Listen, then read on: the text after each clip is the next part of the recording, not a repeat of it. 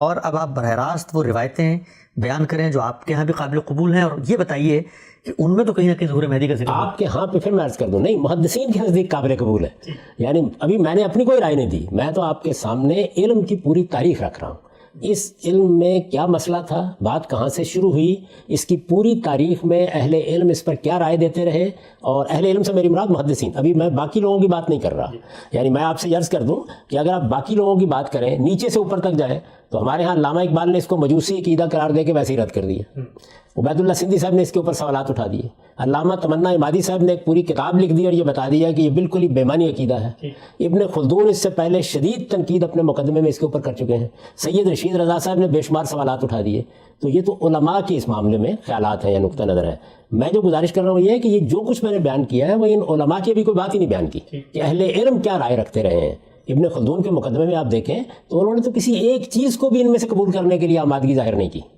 سید رشید رضا صاحب کو دیکھیے تو وہ بڑی وضاحت کے ساتھ یہ بات بیان کرتے ہیں. مصر کے جلیل القدر عالم ہیں، المنار کے مصنف ہیں، محمد عبدہو کے شاگرد ہیں. وہ تو یہ بیان کرتے ہیں کہ یہ در حقیقت جس وقت علوی حضرات بہت کچھ جدوجہد کرنے کے بعد مایوس ہو گئے تو ان کو امید دکھانے کے لیے گھڑی گئیں. یعنی ان کا تبصرہ کم و بیش خلاصے کے لحاظ سے ان کو موضوع قرار دینے ہی کا ہے، کسی کو بھی نہیں قبول کرتے. لیکن محدثین کے طریقے کے اوپر جن لوگوں نے جائزہ لیا ہے انہوں نے یہ انتخاب کیا ہے. یہ انتخاب میرے نزدیک اس انتخاب کی حد تک قابل قبول ہے. یعنی آگے یہ ہوتا ہے کہ آپ اس کا مطلب کیا لے رہے ہیں، اس کا مدعا کیا ہے، اس کے بارے میں آپ قرآن سنت کی روشنی میں کیا بات کریں گے، عقل عام کی روشنی میں کیا بات کریں گے، یہ بات کی چیزیں ہیں. ابھی تو یہ سارا مواد تنقیح کے نتیجے میں ان واقعات کی صورت میں ہمارے سامنے آ گیا ہے. تو اس پر جب ہم گفتگو کریں گے تو ایک ایک کو لیں گے نا. سب سے پہلے دیکھتے چلے جائیں گے کس صحابی سے ہے، کس طرح نقل ہوئی ہے، کیا الفاظ ہیں. تو ہم ان ساتوں واقعات کو اب پڑھتے ہیں.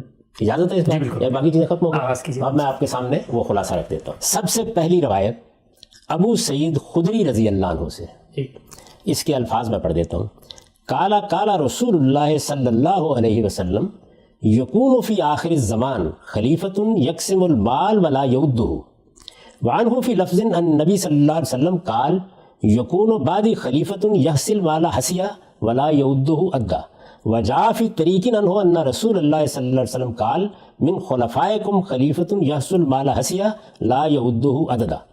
رسالت مآب صلی اللہ علیہ وسلم سے ابو سعید خدری نے بات سنی ہے یہ. اب یہ دیکھیے کہ اس میں بھی جس وقت وہ بیان کر رہے ہیں تو بیان کرنے کے بعد آگے لوگ اس کو روایت کریں گے نا، اس میں کیا اختلافات ہو گئے وہ بھی سامنے رکھیں. یہ روایتیں اب میں ترجمہ کر کے آپ کو سنا رہا ہوں. ابو سعید رضی اللہ عنہ سے روایت ہے، یعنی جو میں نے پڑھا ہے اسی کا ترجمہ کر رہا ہوں. ابو سعید رضی اللہ عنہ سے روایت ہے، وہ کہتے ہیں رسول اللہ صلی اللہ علیہ وسلم نے فرمایا آخری زمانے میں ایک حکمران ہوگا. یہ لفظ ذہن میں رکھیں، الفاظ ہے خلیفۃ. آخری زمانے میں ایک حکمران ہوگا جو مال کو بغیر گنے لوگوں میں تقسیم کرے گا. یعنی بہت فیاض ہوگا، بغیر گنے تقسیم کرے گا، پرواہ نہیں کرے گا، فیاض ہوگا. اب ان الفاظ میں مہدی کہاں ہے؟ یہ روایت کا ترجمہ آپ کر رہے ہیں؟ کر دیا روایت کا ترجمہ. یعنی ابو سعید خدری بیان کر رہے ہیں ایک حکمران ہوگا. ہمارے مسلمان امت میں بہت حکمران ہوئے ہیں، فیاض بھی ہوئے ہیں، بخیل بھی ہوئے ہیں، اچھے بھی ہوئے ہیں، برے بھی ہوئے ہیں. عمر بن عبدالعزیز جیسی جلیل القدر شخصیت بھی ہوئی ہے. متوکل جیسا حکمران بھی ہوا ہے کہ جس نے امام احمد بن حنبل کو اس صورتحال سے نکالا. تو اچھے برے حکمرانوں کی ایک پوری کی پوری قطار ہے موجود ہے. اس میں فرما رہے ہیں آخری زمانے میں ایک حکمران ہوگا جو مال کو بغیر گنے لوگوں میں تقسیم کرے گا. اچھا، یہ ایک طریق ہو گیا.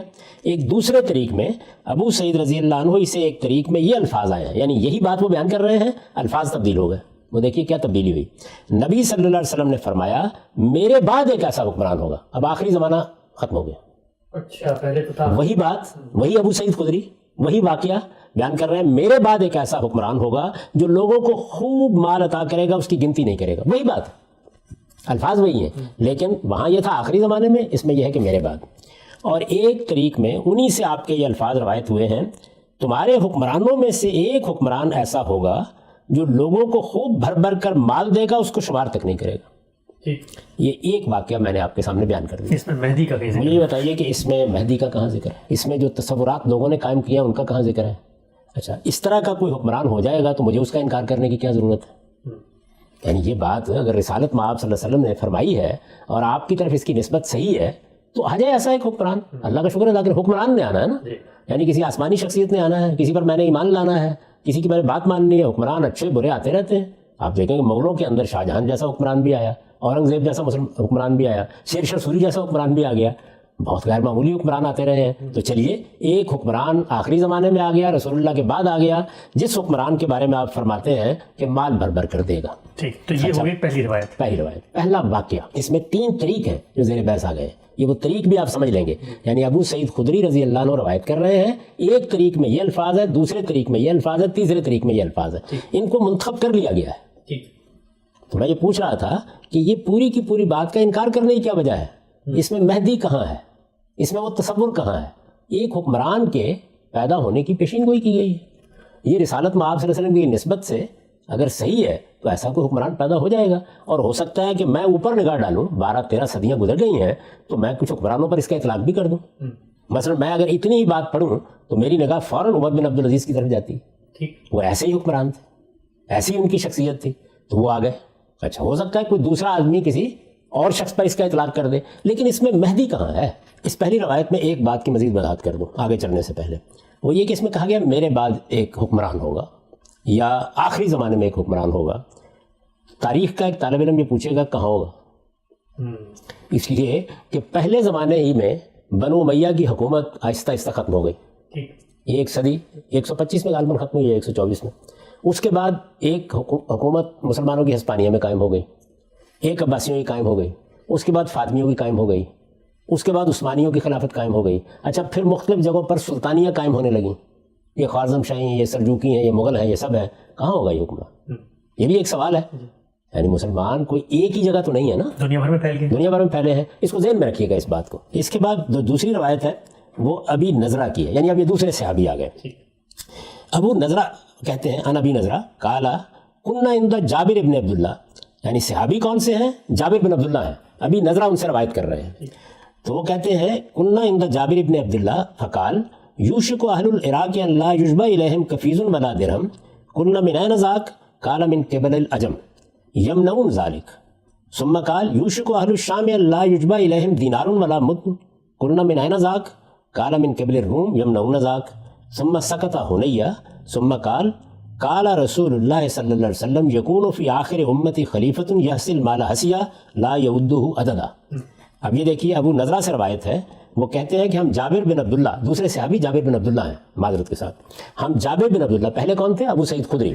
ہم جابر بن عبداللہ رضی اللہ عنہ کے پاس بیٹھے ہوئے تھے کہ انہوں نے کہا وہ وقت قریب ہے, وہ وقت قریب ہے کہ اہل عراق کے پاس کوئی کفیز آئے گا نہ کوئی درہم. یہ پیمانوں کے نام ہیں اور سکوں کے, یعنی درہم کی صورت میں نقدی وغیرہ, جیسے سونے چاندی کے درہم ہوتے تھے, دینار سونے کے ہوتے تھے, درہم چاندی کے ہوتے تھے, اور کفیز ماپنے وغیرہ کے پیمانے ہیں. اہل عراق کے پاس کوئی کفیز آئے گا نہ کوئی درہم. ہم نے پوچھا ایسا کہاں سے ہوگا؟ مطلب کیا ہے کہ دولت جو آ رہی ہے یا آئے گی وہ بند ہو جائے گی اہل عراق کے ہاں آنی. ہم نے پوچھا ایسا کہاں سے ہوگا؟ انہوں نے کہا عجم کی طرف سے, وہ اس کو روک لیں گے. یعنی اہل عجم کی طرف سے جو مسلمانوں کا نظم قائم ہوا اس کو خراج ملنا بند ہو جائے گا. پھر کہا ان قریب اہل شام کے پاس کوئی دینار آئے گا نہ کوئی مد, یعنی یہ پھر پیمانوں کے نام ہے. جس طرح کفیز ایک پیمانہ ہے, اس طرح مد ایک پیمانہ ہے, اسی طرح سے دینار سکہ ہے اس زمانے کا. ہم نے پوچھا ایسا کہاں سے ہوگا؟ انہوں نے کہا روم کی جانب سے وہ اس کو روک لیں گے. یعنی گویا ایک تاخت روم کی جانب سے ہوگی, ایک تاخت فارس کی جانب سے ہوگی, عجم کی جانب سے ہوگی. نتیجہ کیا نکلے گا کہ مسلمانوں کے ہاں یا ان کی سلطنت کے مرکز میں یہ چیزیں آنی بند ہو جائیں گی. یہ دیکھیے ابھی کوئی ذکر نہیں ہو رہا, زمانے کے بارے میں ایک پیشین گوئی ہو رہی ہے. پھر کچھ دیر خاموش رہنے کے بعد انہوں نے کہا, کس نے کہا؟ جابر بن عبداللہ رضی اللہ عنہ نے, کہ رسول اللہ صلی اللہ علیہ وسلم نے فرمایا میری امت کے آخری زمانے میں, وہاں کیا تھا؟ میرے بعد. یہ کیا کہتے ہیں؟ آخری زمانے میں ایک حکمران ہوگا جو لوگوں کو خوب مال عطا کرے گا, اس کو شمار تک نہیں کرے گا. یہاں بھی کون سا مہدی؟ وہی حکمران. کون سی جنگ, کون سے وہی حکمران. ابو سعید خدری نے بھی یہ بات سنی رسول اللہ صلی اللہ علیہ وسلم سے کہ ایک حکمران ہوگا, بیان کر دی. انہوں نے بھی اس سے زائد کوئی بات نہیں بیان کی. اور جابر بن عبداللہ نے بھی یہ بات سنی, ہو سکتا ہے ایک ہی مجلس میں سنی ہو سکتا ہے کسی دوسری مجلس میں سنی ہو, یہ بیان کر دی. اور وہی بات جو وہاں بیان ہوئی تھی کہ وہ مال عطا کرے گا, لوگوں میں بڑا فیاض ہوگا اور وہ لپ بھر بھر کے لوگوں کو مال دے گا, اس طرح کے الفاظ بھی آئے ہیں بعض طریقوں میں, شمار تک نہیں کرے گا, یعنی اس کی فیاضی کا بیان ہے. ایک فیاض حکمران ہوگا, میں اس سے پہلے عرض کر چکا کہ اس میں بھی کوئی اس طرح کی بات نہیں ہے جس طرح کے لوگ عام طور پر خیال کرتے اس کا حوالہ بتائیے گا ہم سے. دوسری روایت جابر بن عبداللہ کی ہے. دونوں کا حوالہ پہلے دیکھ لیجیے. جی یعنی پہلی روایت کا متن ہم نے صحیح مسلم سے لیا. یہ میں عرض کر چکا ہوں نا اس سے پہلے کہ بخاری مسلم میں کوئی ذکر نہیں ہے کسی مہدی کا. اچھا. اصل میں یہ روایتیں ہیں جن کو اس ذیل میں بیان کر دیا جاتا ہے. وہ کیا بیان کر رہے ہیں؟ ایک حکمران کے آنے کی خبر دے رہے ہیں, ایک حکمران کے پیدا ہونے کی پیشین گوئی بیان کر رہے ہیں, اور کچھ نہیں بیان کر رہے. یہ مسلم سے لیا گیا ہے اور 2914 ہے. یعنی یہ مسلم کا طریق آپ نے قبول کیا ہے, لیکن اس میں مہدی کا کوئی ذکر ہی نہیں ہے سرے سے. یعنی اس کو رد کرنے کی وجہ کیا ہے؟ بھئی ایک حکمران کیا 10 حکمران ایسے پیدا ہو جائیں, بڑی خوشی کی بات ہے. یہاں بتایا جا رہا ہے ایک حکمران پیدا ہوگا, بہت فیاض ہوگا, مال گن گن کر دے گا. اس میں مہدی کہاں سے داخل ہو گیا؟ کوئی چیز نہیں. دوسری روایت کا متن بھی ہم نے مسلم سے لیا ہے اور وہ 2913 ہے. صحابی تبدیل ہو گئے ہیں, یعنی وہ ابو سعید خدری کی روایت تھی, اس کے 3 طریق لے لیے گئے ہیں, اور یہ جابر بن عبداللہ رضی اللہ عنہ کی روایت ہے. اس کے بعد اب آگے بڑھیے. جابر بن عبداللہ رضی اللہ عنہ کی مزید کچھ روایت بھی ہے. وہ کیا کہتے ہیں؟ سمع جابر بن عبداللہ رسول اللہ صلی اللہ علیہ وسلم یقول لا تزال طائفة من امتی یقاتلون علی الحق ظاہرین الی یوم القیامہ قال فینزل عیسی ابن مریم بین الاذانین فیقول امیرهم تعال صل بنا فیقول لا ان بعضکم علی بعض امراء تکرمۃ اللہ ہذہ الامہ. اب یہ بھی جابر بن عبداللہ ہی کا بیان ہے, وہی صحابی جو اس سے پہلے زیر بحث تھے. جابر بن عبداللہ رضی اللہ عنہ نے رسول اللہ صلی اللہ علیہ وسلم کو یہ فرماتے ہوئے سنا, یعنی یہاں وہ سماعت کی تصریح کرتے ہیں کہ میں نے سنا, میری امت کا ایک گروہ مسلسل حق پر قتال کرتا رہے گا. یعنی دنیا میں فتنے پیدا ہوں گے, خرابیاں پیدا ہوں گی, لیکن ایک گروہ حق پر رہے گا اور وہ اس کے لیے لوگوں سے لڑتا رہے گا اور قیامت تک غالب رہے گا. آپ نے فرمایا پھر حضرت عیسیٰ ابن مریم کسی نماز کی اذان و اقامت کے مابین نازل ہوں گے تو اس گروہ کا, وہ جو گروہ ہے جو حق پر ہوگا, اس گروہ کا امیر عیسیٰ ابن مریم سے عرض کرے گا کہ آپ تشریف لائیے اور ہمیں نماز پڑھائیے. اس پر وہ جواب دیں گے نہیں, میں نماز نہیں پڑھاؤں گا, اس لیے کہ اللہ نے اس امت کو یہ اعزاز بخشا ہے کہ تم ہی اس میں سے بعض کے امیر ہیں. اس میں مجھے بتا دیجیے مہدی کا کہاں ذکر ہے؟ یعنی سیدنا مسیح علیہ السلام کے نزول کا ذکر ہے, اس پر ہم بعد میں کسی وقت گفتگو کریں گے. یعنی ان کا ذکر ہے, وہ آئیں گے, آ کے وہ نماز کے موقع کے اوپر مسلمانوں کی صف میں موجود ہوں گے. کون لوگ ہوں گے جو ان کا استقبال کریں گے؟ اس گروہ کے لوگ ہوں گے جو ہمیشہ حق پر رہے گا. ان کا کوئی امیر ہوگا اور وہ امیر جواب میں یہ بات کہے گا. یعنی وہ آ کے نماز پڑھنا چاہیں گے, وہ یہ کہیں گے کہ تم ہی آگے رہو, اور یہ کہیں گے کہ اس امت کا اعزاز ہے, کسی کے لوگ امامت کرائیں گے. اس میں امیر کا ذکر ہے, امام کا ذکر ہے. یہاں وہ مہدی کہاں ہے؟ یعنی مہدی الفاظ میں مذکور اس روایت میں بھی نہیں ہے. الفاظ میں مہدی کا لفظ ہونا تو ایک طرف رہا, کوئی خصوصیت بھی نہیں ہے. یعنی جو تصور بیان کیا جاتا ہے اس کا کوئی شائبہ بھی نہیں ہے. کوئی بھی امام ہو سکتا ہے مسلمانوں کا, ایک گروہ حق پر ہوگا, اچھی بات ہے, رہے لوگ حق پر. اچھا, سیدنا مسیح علیہ السلام کا نزول ہو گیا, چلیے مان لیجیے تھوڑی دیر کے لیے کہ ہو گیا, اور ظاہر نماز تو پڑھنی ہے, ہم بھی پڑھ رہے ہیں, انہوں نے بھی پڑھنی ہے. کوئی مسلمانوں کا امام بھی ہوگا, اگر وہ آ گئے ہیں تو آپ امام ہو تو آپ بھی تو یہی آگے بڑھ کے کہیں گے نا کہ جی حضور آپ نماز پڑھائیے, اللہ کا ایک پیغمبر آسمان سے نازل ہو گیا ہے. اس بات پر کہ ان کے نزول کا کیا معاملہ ہے اس پر بعد میں گفتگو کرنی ہے ہم نے ابھی اعتراضات کے ذیل میں. اس وقت تو میں یہ روایت آپ کے سامنے رکھ رہا ہوں کہ اس روایت میں ان سے درخواست کریں گے نا آپ, کوئی بھی امام کرے گا, وہ جواب میں کہتے ہیں کہ نہیں بھائی آپ ہی نماز پڑھائیں. یہ روز معاملہ ہوتا ہے. ہم کسی جگہ جاتے ہیں, مسجد کے امام صاحب جو ہے مجھے دیکھ کر آپ کو دیکھ کر کہیں گے کہ جی نماز پڑھائیے, ہم جواب میں یہ کہتے ہیں کہ نہیں آپ ہی کو نماز پڑھانی چاہیے, آپ اس مسجد کے امام ہیں. اچھا, اس میں اگر سیدنا مسیح علیہ السلام یہ کہیں گے کہ تم لوگوں کو اللہ تعالیٰ نے یہ عزت بخشی ہے کہ تمہارے امام تم ہی میں سے ہوتے ہیں, تمہیں کسی اور کی امامت قبول کرنے کی ضرورت نہیں ہے, اور جو اس وقت امام ہوگا وہ نماز پڑھا دے گا, تو اس میں امام مہدی کہاں سے داخل ہوا؟ اس میں ظہور مہدی کے لیے کیا دلیل ہے وہ بتائیے کیا ہے؟ اس روایت کا متن ہم نے مسند احمد سے لیا ہے اور اس کا رقم کیا ہے 15127. یہ اس کی یعنی آپ دیکھ سکتے ہیں اس کو. اس میں سیدنا مسیح علیہ السلام کے نزول کا ذکر تو ہے اس روایت میں, ان پر ہمیں الگ سے تبصرہ کرنا ہے, لیکن اس میں امام مہدی کا کیا ذکر ہے؟ ٹھیک ہے. اور یہ میں آپ سے ہو کیا رہا ہے؟ ہو یہ رہا ہے کہ وہ خلیفہ, لوگوں نے کہا یہ وہ مہدی ہے جو ہمارے ذہنوں میں موجود ہے. اچھا, ایک فیاض حکمران ہوگا, یہ وہی مہدی ہے. اچھا, اسی طرح یہاں مسلمانوں کا امیر یا امام ہوگا, یہ وہی مہدی ہے. لیکن سوال یہ ہے کہ یہ روایتیں کہاں بیان کر رہی ہیں اس بات کو؟ ان میں تو کوئی ذکر نہیں ہے. وہاں ایک حکمران کا ذکر تھا, یہاں نماز کے ایک امام کا ذکر ہے. ہماری ہر مسجد میں ایک امام موجود ہے.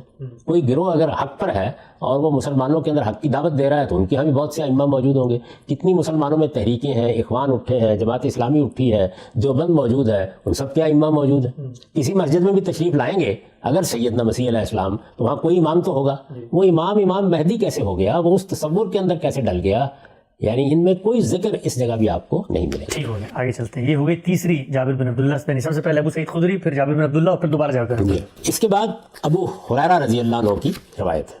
یعنی ہم نے اس سے پہلے جابر بن عبداللہ کی روایت دیکھی, اب ابو ہریرہ ہے. ابو ہریرہ رضی اللہ عنہ کی روایت ہے, قال رسول اللہ صلی اللہ علیہ وسلم کیف بکم اذا نزل فیکم عیسی ابن مریم من السماء حکما فعمکم او قال امامکم منکم وجاءه فی طریق ان رسول اللہ صلی اللہ علیہ وسلم قال کیف انتم اذا نزل ابن مریم فیکم وامکم. ابو ہریرہ رضی اللہ عنہ کا بیان ہے کہ رسول اللہ صلی اللہ علیہ وسلم نے فرمایا اس وقت تمہاری کیا حالت ہوگی جب عیسیٰ ابن مریم آسمان سے تمہارے درمیان حکم کے طور پر نازل ہوں گے. یہاں پر بھی بات کن کی ہو رہی ہے؟ عیسیٰ ابن مریم کے نزول کی. یہ جو روایت ہے یہ جامع معمر بن راشد سے ہے اور اس کا رقم ہے 20,841. ابو ہریرہ رضی اللہ عنہ کی روایت ہے, وہ نازل ہوں گے آسمان سے. اچھا, اس موقع پر امامت تمہیں میں سے کوئی شخص کرے گا. جو الفاظ ہیں روایت کے وہ یہ ہیں فَأَمَّكُمْ یا امامکم منکم. اب امام کا لفظ آپ جانتے ہیں کہ مسلمانوں کے ہاں مسجد کے امام کے لیے بھی استعمال ہوتا ہے اور حکمران کے لیے بھی استعمال ہوتا ہے. ہمارے ہاں مسلمانوں کے حکمران کو خاص طور پر ہماری فقہ میں امام ہی کہا جاتا ہے. اس لیے آپ اس کا دونوں طرح ترجمہ کر لیجئے کہ اس موقع پر تمہاری نماز کی امامت تمہیں میں سے کوئی شخص کرے گا یا اس وقت حکمران تمہارے اندر سے کوئی شخص ہوگا. تمہارے اندر سے کوئی شخص ہوگا, امامکم منکم. اس کے بعد ابو ہریرہ رضی اللہ عنہ سے ایک طریق میں رسول اللہ صلی اللہ علیہ وسلم کا یہ ارشاد اس طرح نقل ہوا ہے اس وقت تمہاری کیا شان ہوگی جب عیسیٰ ابن مریم تمہارے درمیان نازل ہوں گے اور وہ تمہاری امامت کریں گے. اچھا, امام بھی وہی ہوگا. یعنی پہلے یہ ذکر تھا کہ تمہارا امام تمہارے اندر سے ہوگا, یہاں یہ وہ تمہاری امامت کریں گے. یہاں پر بھی آپ امامت کے لفظ کو دونوں معنی میں لے کے دیکھ لیجئے. یعنی سیدنا مسیح علیہ السلام حکمران ہو جائیں گے تو مسیح علیہ السلام کا ذکر ہوا. اچھا, وہ تمہاری نماز کی امامت کر دیں گے تب بھی انہیں کا ذکر ہوا. اس میں بھی امام مہدی کہاں ہے؟ یعنی آپ ظہور مہدی کی بات کر رہے تھے نا, تو یہ روایت ابو ہریرہ رضی اللہ عنہ کی بھی یہ اس کو کہاں بیان کرتی ہے. میں اس سے پہلے عرض کر چکا کہ اس میں جو سیدنا مسیح کے نزول کی روایات ہیں وہ ہمارا موضوع ہیں, ان پر ہم نے کسی وقت گفتگو کرنی ہے, لیکن اس وقت تو امام مہدی زیر بحث ہے. اس روایت میں بھی آپ مجھے بتائیے کوئی ذکر ہے ان کا کسی درجے میں؟ اچھا, اس کے بعد عن عبداللہ ابن مسعود قال رسول اللہ صلی اللہ علیہ وسلم لا تذهب الدنیا حتی یبعث اللہ رجل من اہل بیتی یواتی اسمہ اسمی و اسم ابی ہے اسم ابی وعنہ فی لفظ عن النبی صلی اللہ علیہ وسلم قال لا تقوم الساعة حتى يلي من هذه الأمة رجل من أهل بيتي يعاتي اسمه اسمي يملأ الأرض عدلا كما ملئت جورا وظلما. وجاء في بعض الطرق أن رسول الله صلى الله عليه وسلم قال لا تنقضي الأيام ولا يذهب الدهر حتى يملك العرب رجل من أهل بيتي اسمه يعاتي اسمي. اب یہ میں نے آپ سے عرض کیا کہ عبداللہ بن مسعود رضی اللہ عنہ کی روایت ہے. عبداللہ بن مسعود رضی اللہ عنہ کی یہ روایت بھی سن لیجئے کیا مطلب ہے اس کا. اس سے پہلے ہم جابر بن عبداللہ کی روایت دیکھ چکے, ابو ہریرہ رضی اللہ عنہ کی روایت دیکھ چکے, ابو سعید خدری کی دیکھ چکے. عبداللہ بن مسعود رضی اللہ عنہ سے روایت ہے, وہ کہتے ہیں کہ رسول اللہ صلی اللہ علیہ وسلم نے فرمایا دنیا ختم نہیں ہوگی یہاں تک کہ اللہ تعالیٰ میرے اہل بیت میں سے ایک شخص کو لائیں گے جس کا نام میرے نام کے اور جس کے باپ کا نام میرے باپ کے نام کے موافق ہوگا. عبداللہ بن مسعود رضی اللہ عنہ ہی سے ایک طریق میں نبی صلی اللہ علیہ وسلم کے یہ الفاظ آئے ہیں قیامت قائم نہیں ہوگی یہاں تک کہ میرے اہل بیت میں سے امت کا ایک میرا ہم نام شخص حکمران بنے گا جو زمین کو عدل و انصاف سے ایسے ہی بھر دے گا جیسے وہ پہلے ظلم و ستم سے بھری ہوگی. انہی سے ایک طریق میں بیان ہوا ہے کہ رسول اللہ صلی اللہ علیہ وسلم نے فرمایا زمانہ اور ایام دنیا ختم نہیں ہوں گے یہاں تک کہ میرے اہل بیت میں سے میرا ہم نام ایک شخص عرب کا حکمران بنے گا. اب دیکھا آپ نے کیا ہوا, یعنی عبداللہ بن مسعود رضی اللہ عنہ ایک صحابی ہیں, وہ بیان کرتے ہیں ایک ہی واقعہ ہے, اب مختلف لوگ ان سے روایت کر رہے ہیں, مختلف طریق میں یہ بات کیسے آ گئی ہے. پہلی بات یہ ہوئی کہ میرے اہل بیت میں سے ایک شخص کو اٹھایا جائے گا. کیا مطلب ہے اس کا؟ یعنی کوئی شخص پیدا ہوگا, کوئی شخص سامنے آئے گا, اس کے بارے میں کیا بتایا گیا اس کا نام میرے نام کے اور باپ کا نام میرے باپ کے نام کے موافق ہوگا، گویا اس کا نام محمد بن عبداللہ ہوگا. ایک شخص آئے گا، کوئی مزید وضاحت نہیں، کوئی مزید چیز نہیں. یہی روایت، یہی عبداللہ بن مسعود رضی اللہ عنہ ایک دوسرے طریق میں کیا بیان کرتے ہیں کہ میرے اہل بیت میں سے اس امت کا میرا ہم نام ایک شخص حکمران بنے گا. اچھا، نازل کا کہیں کچھ نہیں ہے، نازل ہونا ضروری ہے. نازل ہونے کوئی وہاں تھا اٹھائیں گے یا وہ آئے گا یا اللہ تعالیٰ لائیں گے، یہاں پر یہ ہوگا کہ ایک حکمران ہوگا. یعنی جو بات پہلے بیان ہو رہی تھی وہی بات یہاں بھی آ گئی. اچھا، یہ زمین کو عدل و انصاف سے بھر دے گا. وہی بات یعنی پیچھے بھی وہاں یہ تھا کہ فیاض ہوگا، مال بانٹے گا لوگوں میں، بہت فیاضی سے دے گا. یہاں کیا ہے؟ عدل و انصاف سے زمین کو بھر دے گا، جیسے وہ پہلے ظلم و ستم سے بھری ہوگی. کہیں زمانہ اور ایام دنیا ختم نہیں ہوں گے، لا تنقضی ایام، کہیں لا یذهب الدہر، کہیں لا تقوم الساعہ. یعنی مطلب یہ ہے کہ دنیا کے ختم ہونے سے پہلے ایک ایسا حکمران آئے گا. اب مزید دیکھیے کیا ہوا. ہم نے یہ سوال اٹھایا تھا کہ یہ اس حکمران کی بات ہو رہی ہے، کہاں آئے گا؟ ہسپانیہ میں آئے گا، عباسیوں کے اندر سے آ جائے گا، امویوں میں آ جائے گا، یہ فاطمیوں میں آئے گا، یہ مغلوں میں آ جائے گا، کہاں آئے گا؟ یہ دیکھیے کیا بیان کیا انہوں نے. یہی عبداللہ بن مسعود ہے، وہی واقعہ بیان کر رہے ہیں. میرے اہل بیت میں سے میرا ہم نام ایک شخص عرب کا حکمران ہوگا.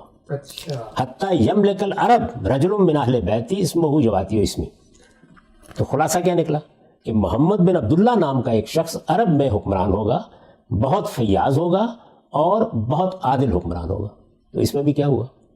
یعنی عادل حکمران پیدا ہونا مستبد ہے، فیاض حکمران کا آنا مستبد ہے. عرب میں جو حکومتیں قائم ہیں وہاں کوئی بہت اچھے حکمران آ گئے. مجھے یاد ہے کہ جب شاہ فیصل وہاں حکمران تھے تو لوگوں کے کیا جذبات تھے ان کے معاملے میں، ہمارے بھی کیا جذبات تھے، وہ کس طرح کے حکمران تھے. تو بہت سے حکمران آتے رہے.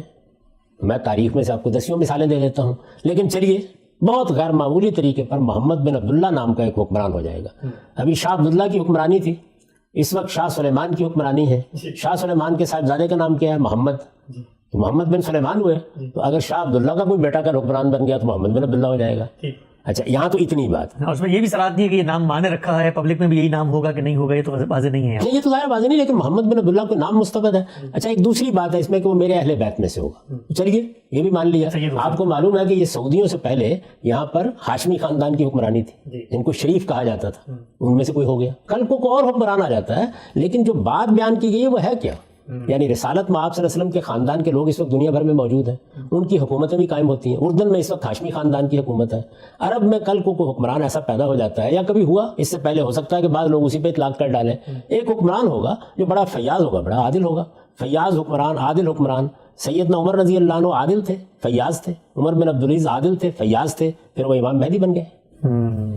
تو یہ جو مہدویت کا تصور ہے یہ کہاں ہے ان روایتوں میں؟ ٹھیک، آگے بڑھتے ہیں. یعنی یہ جو کچھ میں نے آپ کے سامنے عرض کر دیا ہے، اس سے زیادہ جو بات معلوم ہوتی ہے کہ مسلمانوں کے اندر کوئی اچھا حکمران پیدا ہو جائے گا اور مسلمانوں کے اندر وہ عدل قائم کر دے گا. اور اس زمانے میں پیدا ہو جائے گا کہ جب لوگ بہت زیادہ ظلم و عدوان میں پڑے ہوئے ہوں گے. زیادہ سے زیادہ آپ اس سے یہی نتیجہ نکالتے ہیں. آگے چلیے. یہ اب ابو سعید خدری کی ایک اور روایت آ گئی. یعنی اس سے پہلے جن صحابہ کو ہم دیکھ چکے، اب یہ کسی نئے صحابی کا اضافہ نہیں ہوا. ابو سعید خدری کی ایک روایت ہے، لیکن واقعہ ذرا مختلف ہے، تو اس لیے اس کو الگ سے بیان کر رہے ہیں. عن ابی سعید الخدری قال قال رسول اللہ صلی اللہ علیہ وسلم لا تقوم الساعة حتى يملك رجل من اہل بیتی اجلا اقنا يملأ الارض قسطا بعدلا كما ملئت قبله ظلما وعدوانا يكون 7 سنين. وعنه في لفظ ان رسول اللہ صلی اللہ علیہ وسلم قال تملأ الارض جورا وظلما فيخرج رجل من اطرتي ومن اہل بیتی يملك 7 و9 فيملأ الارض قسطا بعدلا. ابو سعید خدری روایت کرتے ہیں کہ رسول اللہ صلی اللہ علیہ وسلم نے فرمایا قیامت اس وقت تک قائم نہیں ہوگی جب تک میرے اہل بیت میں سے ایک کشادہ پیشانی اور اونچی ناک والا شخص حکمران نہ بن جائے. اچھا، یہ علامت ایک نئی آ گئی. اضافہ کیا ہوا؟ اس سے پہلے یہ تھا کہ میرے اہل بیت میں سے محمد بن عبداللہ نام کا ایک شخص حکمران بن جائے گا. اب کیا معلوم ہوا کہ اس کی پیشانی کشادہ ہوگی اور ناک اونچی ہوگی. یہ کون سی ایسی علامتیں جو غیر معمولی؟ کشادہ پیشانی والا حکمران کبھی آج تک پیدا نہیں ہوا کیا؟ اونچی ناک والا کوئی حکمران پیدا نہیں ہوا. تو یہ اجنا اقنا کے جو الفاظ آئے ہیں ان سے کیا نئی بات معلوم ہوئی؟ اور یہاں پر محمد بن عبداللہ نام ہوگا، اس کی کوئی صراحت نہیں. اس میں یہ ذکر نہیں ہے، لیکن آپ سب روایتوں کو ساتھ لے کے چل رہے ہیں نا. یعنی اب تک ہمیں جو معلوم ہوا وہ یہ ہے کہ ایک حکمران کے آنے کی پیشین گوئی کی گئی ہے. وہ حکمران عرب میں آئے گا. یعنی آپ میں کن ملکوں میں رہتے ہیں وہ زیر بحث نہیں ہے. عرب میں ایک حکمران آئے گا یا حکمران پیدا ہوگا، محمد بن عبداللہ اس کا نام ہوگا، اس کی پیشانی کشادہ ہوگی، اس کی ناک اونچی ہوگی، وہ حکمران بنے گا۔ کیا کرے گا؟ جو زمین کو عدل و انصاف سے ایسے ہی بھر دے گا جیسے وہ پہلے ظلم و عدوان سے بری ہوگی۔ ہم پیچھے جان چکے کہ عرب میں آئے گا، ظاہر زمین سے کیا مراد ہے؟ عرب کی زمین۔ یہ بالکل اسی طرح جس طریقے سے ہم زمین سرزمین کے الفاظ اپنے ملک پاکستان کے لیے بولتے ہیں، عربی میں بھی ایسے ہی ہوتا ہے۔ تو کوئی ساری دنیا کا ذکر نہیں ہے، سارے عالم کا ذکر نہیں ہے۔ یہ تصور کہ پورے عالم میں کوئی اسلام کا غلبہ قائم ہو جائے گا، کوئی چیز زیر بحث نہیں ہے۔ عرب میں ایک حکمران آئے گا، وہ حکمران محمد بن عبداللہ کے نام سے ہوگا، وہ رسالت مآب صلی اللہ علیہ وسلم کے خاندان سے تعلق رکھتا ہوگا۔ بالکل مان لیجیے اس پوری بات کو، اس میں کیا بات ہے جو بیان ہوئی ہے۔ اس وقت بڑا ظلم ہوگا، بڑا عدوان ہوگا، اور یہ حکمران جب آئے گا تو یہ عدل سے انصاف سے بھر دے گا۔ مزید دیکھیے، یعنی آپ خیال کر رہے ہوں گے کہ یہ ظاہر عدل و انصاف سے بھر دے گا تو اس کے بعد ظاہر دنیا میں قیامت آ جائے گی، معلوم نہیں کیا ہوگا۔ اس کا یہ دور 7 سال کا ہوگا۔ عجیب، اچھا 5 سال کے لیے آپ کے یہاں انتخابات ہوتے ہیں، 2 سال اس میں بڑھا لیجیے، یعنی 7 سال کے لیے ایک ایسا حکمران آ جائے گا جس کا یہ نام ہوگا، یہ پیشانی ہوگی، یہ اس کی ناک کا معاملہ ہوگا۔ ان میں سے کوئی چیز بھی غیر معمولی ہے۔ یہ 7 سال کے الفاظ سیدنا ابو ہریرہ کے ہیں، یعنی رسول اللہ کی نسبت نہیں، ابو سعید خدری رضی اللہ عنہ کی روایت، ابو سعید خدری رضی اللہ عنہ کی روایت ہے۔ وہ یہ کہہ رہے ہیں، یعنی اب تک جو کچھ ہم پڑھ رہے ہیں وہ کیا ہے؟ ایک حکمران مسلمانوں میں ہوگا، عرب کی سرزمین میں ہوگا، عدل کرے گا، بہت فیاض ہوگا، پیشانی کشادہ ہوگی، ناک اونچی ہوگی۔ ان میں سے کون سی چیز ہے کہ غیر معمولی ہے؟ ایسے 10 حکمران ہو چکے ہوں گے، ہو سکتا ہے 10 ہوں، چلیے بہت غیر معمولی فرض کر لیجئے کہ کوئی حکمران ہوگا جس کی پیشین گوئی کی جا رہی ہے۔ اس کا ظہور مہدی کے تصور سے کیا تعلق ہے؟ اور یہاں پر یہ بھی یہ روایت بھی مسند احمد کی ہے، 11,130 اس کا رقم ہے۔ اس کا یہ دور 7 سال کا ہوگا۔ ابو سعید رضی اللہ عنہ سے ایک طریق میں نبی صلی اللہ علیہ وسلم کے یہ الفاظ نقل ہوئے ہیں، زمین کو ظلم و جور سے بھر دیا جائے گا، پھر میرے خاندان، یا فرمایا کہ میرے اہل بیت میں سے ایک شخص ہوگا جو 7 یا فرمایا کہ 9 سال تک حکمرانی کرے گا اور زمین کو عدل و انصاف سے بھر دے گا۔ یہاں صرف فرق کیا واقع ہوا؟ وہاں 7 سال تھے، 9 ہو گئے، 2 سال کا اضافہ ہو گیا، یعنی کم سے کم 2 ٹرمز جو ہمارے ہاں آج جمہوریت میں سمجھی جاتی ہیں، اتنے 1 سال کی حکمرانی آپ کو مل جائے گی جس میں بہت عدل ہوگا، بہت انصاف ہوگا۔ تو یہاں پر بھی ایک حکمران زیر بحث ہے، عرب کی سرزمین میں زیر بحث ہے، رسالت مآب صلی اللہ علیہ وسلم کے خاندان سے، اس کو بھی تسلیم کر لیں، کوئی ایسا استبعاد نہیں ہے۔ بہت سی سادات کی حکومتیں قائم ہوتی رہی ہیں، فاطمیوں کا یہی دعویٰ تھا، اور تو اور چھوڑیے عباسیوں کا یہی دعویٰ تھا، وہ بھی یہ کہتے تھے کہ ہم رسول اللہ کے خاندان سے ہیں، رسالت مآب صلی اللہ علیہ وسلم کے ام محترم کی اولاد ہیں، یعنی جو بھی آپ جاننا چاہیں میرے اہل بیت میں سے۔ ظاہر ہے کہ رسالت مآب صلی اللہ علیہ وسلم کا خاندان دنیا میں بہت سی جگہوں پہ آباد ہے۔ میں نے آپ سے کہا کہ یہ جو سعودی حکومت قائم ہوئی ہے، اس سے پہلے سرزمین عرب میں شریف کہا جاتا تھا نا ان کو، شریف مکہ، تو یہ ہاشمی تھے، یہی ہیں، یہی خاندان ہے جو اس وقت اردن میں حکومت کر رہا ہے۔ ایک حکمران ہوگا، آپ تسلیم کر لیجئے کہ جی ضرور ہوگا حکمران، اور اس طرح کا کوئی حکمران ہوگا تو ہم اللہ کا شکر ادا کریں گے، بڑی اچھی بات ہے، چلے 7 سال 9 سال ہی کے لیے صحیح، لیکن دنیا میں کیا اس سے تبدیلی آ جائے گی، کائنات میں کیا تغیر آ جائے گا، زمین و آسمان میں کیا تبدیلیاں واقع ہو جائیں گی، کوئی ذکر ہے؟ وہ جو آپ نے ابھی داستان پڑھ کے سنائی تھی اس کا تو کوئی شائبہ بھی ان روایات میں نہیں۔ یہ آخری روایت مستدرک حاکم کی 8,673 رقم ہے۔ روایت کس سے ہے؟ ابو سعید خدری رضی اللہ عنہ سے، جن سے پیچھے بھی گزر چکی ہیں۔ میں عرض کر چکا کہ 4 صحابہ ہیں جن سے یہ روایتیں بمشکل منتخب ہوتی ہیں۔ یہ جو لفظ بمشکل میں نے بولا ہے اس کی میں وضاحت کر چکا ہوں، یعنی بہت کچھ رعایت دے کر محدثانہ تنقید میں آپ کچھ نرمی برتیں تو تب یہ منتخب ہوتی ہیں۔ تو یہ ابو سعید خدری کی روایت ہے، رسول اللہ صلی اللہ علیہ وسلم سے روایت کرتے ہیں، نبی سعید الخدری ایدن ان رسول اللہ صلی اللہ علیہ وسلم قال یخرج فی آخر امتی المہدی یسقی اللہ الغیث وتخرج الارض نباتها ویؤتی المال سیاحا وتکثر الماشیہ وتعظم الامہ یعیش سبعا او ثمانیہ۔ ابو سعید خدری رضی اللہ عنہ سے روایت ہے کہ رسول اللہ صلی اللہ علیہ وسلم نے فرمایا میری امت کے آخری دور میں مہدی ظاہر ہوگا، جس کے دور میں اللہ خوب بارشیں نازل کرے گا، زمین خوب اپنی نباتات اگائے گی، وہ لوگوں کو انصاف کے ساتھ مال دے گا، اس کے دور میں مواشی بہت ہوں گے اور امت کو عظمت حاصل ہوگی، وہ 7 یا فرمایا کہ 8 سال رہے گا۔ یعنی وہی مضمون ہے، ابو سعید خدری اسی مضمون کو پہلے بیان کر چکے ہیں۔ اس میں جو نئی بات ہے وہ صرف یہ ہے کہ مہدی کا لفظ آ گیا۔ اچھا، یہ پہلی دفعہ اس میں مہدی کا لفظ ہے، یعنی اس سے پہلے جتنی روایتیں بھی ہم نے دیکھیں ان میں اس طرح کا کوئی نام بھی نہیں آیا۔ ان میں یہ بتایا گیا تھا کہ ایک حکمران ہوگا، فیاض حکمران ہوگا، عادل حکمران ہوگا، اس کا نام محمد بن عبداللہ ہوگا، اور وہ رسول اللہ صلی اللہ علیہ وسلم کے خاندان میں سے ہوا. اتنی بات واضح تھی. یہاں پہلی بار لفظ مہدی آیا ہے. اس سے پہلے کہ میں اس روایت پر بات کروں، یہ لفظ مہدی کو سمجھ لیجئے. یعنی مہدی کا مطلب ہے ہدایت یافتہ. خود خلفائے راشدین کے معاملے میں یہ لفظ استعمال ہوا ہے. رسالت پاک صلی اللہ علیہ وسلم کی نسبت سے ایک روایت بیان کی جاتی ہے کہ علیکم بسنتی و سنت الخلفاء الراشدین المہدیین، یعنی تمہیں چاہیے یہ جو سیاسی امور ہیں ان میں جو میں نے ایک طریقہ قائم کیا اس کی پیروی کرو، اور اسی طرح سے جو میرے بعد میرے خلفاء ہوں گے. کون سے خلفاء؟ الراشدین المہدیین، یعنی ہدایت یافتہ خلفاء ہوں گے. رسول اللہ صلی اللہ علیہ وسلم کے بعد سیدنا ابو بکر وہ بھی مہدی، سیدنا عمر وہ بھی مہدی، سیدنا عثمان وہ بھی مہدی، سیدنا علی وہ بھی مہدی، اور جو لوگ معاویہ رضی اللہ عنہ کو پانچواں خلیفہ راشد مانتے ہیں وہ بھی مہدی، اور اگر عمر بن عبدالعزیز کو شامل کر لیجیے تو وہ بھی مہدی. یعنی رسالت مآب صلی اللہ علیہ وسلم نے اپنے بعد آنے والے علی منہاج النبوہ حکومت کرنے والے خلفاء کے بارے میں یہ لفظ استعمال کیا ہے. عام لوگوں کو بتائیے کہ اس لفظ کا کیا ہے، یعنی ورب سے بنا ہے یا عربی میں استعمال ہوتا ہے؟ ہدایت ہدی عربی زبان کا بڑا مشہور مصدر ہے، جس سے آپ ہادی، ہدایت، یہ الفاظ اردو میں بھی بولتے ہیں، اسی سے اس میں مفعول ہے. ہدایت یافتہ، ہدایت پایا ہوا. تو یہ لفظ کوئی اجنبی لفظ نہیں ہے. اگر اس خلیفہ کے معاملے میں استعمال کر دیا گیا ہے تب بھی کوئی ایسی بات نہیں ہے. اب پوری بات گویا یوں ہو جائے گی کہ رسول اللہ صلی اللہ علیہ وسلم نے فرمایا کہ آخری زمانے میں یا میرے بعد. بعض روایتوں میں ہم نے دیکھا کہ میرے بعد کے الفاظ ہیں، بعض میں آخری زمانے میں، یا میری امت کے آخر میں ایک حکمران ہوگا، عادل ہوگا، فیاض ہوگا، اس کے زمانے میں خوشحالی آ جائے گی. 7 یا 8 سال، یعنی پہلے 7 سال 9 سال کی روایتیں تھیں، اب 8 سال کی روایتیں.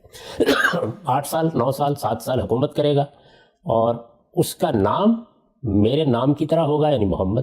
اس کے والد کا نام عبداللہ ہوگا، وہ میرے خاندان سے ہوگا. اب اس میں یہ شامل کر لیجئے کہ اس کا پورا نام محمد بن عبداللہ مہدی ہوگا، یا لوگ اس کو مہدی کہیں گے، یا وہ ہدایت یافتہ سمجھا جائے گا.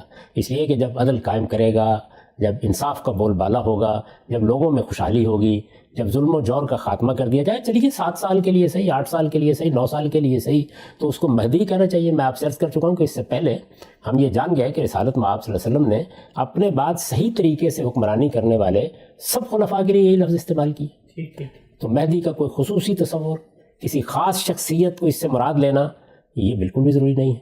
یہ ان روایتوں کا معاملہ ہے. یہ 7 روایات ہیں جو آپ کہہ سکتے ہیں کہ محدثانہ تنقید سے کسی حد تک محفوظ ہو جاتی. اچھا، کسی حد تک سے کیا مراد؟ یعنی کوئی نہ کوئی بات تو ان کے بارے میں بھی کہی جا سکتی ہے، کسی نہ کسی راوی پر جرح کی جا سکتی ہے. اگر 10 لوگ ان کو صحیح قرار دے رہے ہوں گے تو کوئی ایک آدمی اس سے اختلاف بھی کر رہا ہوگا.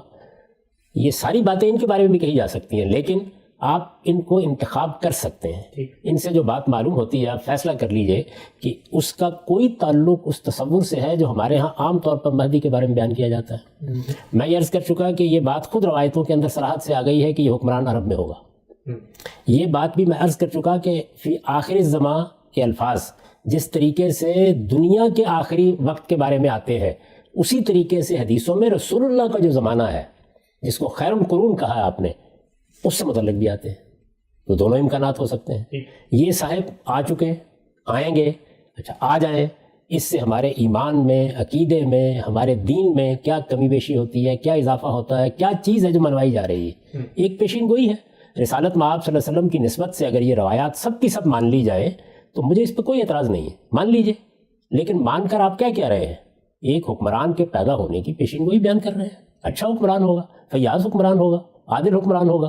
میں اس سے پہلے عرض کر چکا کہ رسول اللہ صلی اللہ علیہ وسلم اپنے بعد جو اس طرح کی بعض چیزیں بیان فرماتے ہیں تو اس سے مقصود یہ ہے کہ آپ کی نبوت قیامت تک کے لیے ہے. جب قیامت تک کے لیے ہر ایک شخص کو نبی کی حیثیت سے، رسول کی حیثیت سے آپ پر ایمان لانا ہے تو آپ کی صداقت کی علامتیں ظاہر ہوتی رہتی ہیں. اپنے زمانے میں بھی بہت سی چیزیں تھیں جو آپ نے کہیں پوری ہو گئیں، جیسے قرآن مجید میں غلبہ روم کی گواہی ہے. اسی طرح اور بعض چیزیں ہیں. اپنے بعد بھی آپ نے بعض پیشین گوئیاں کی.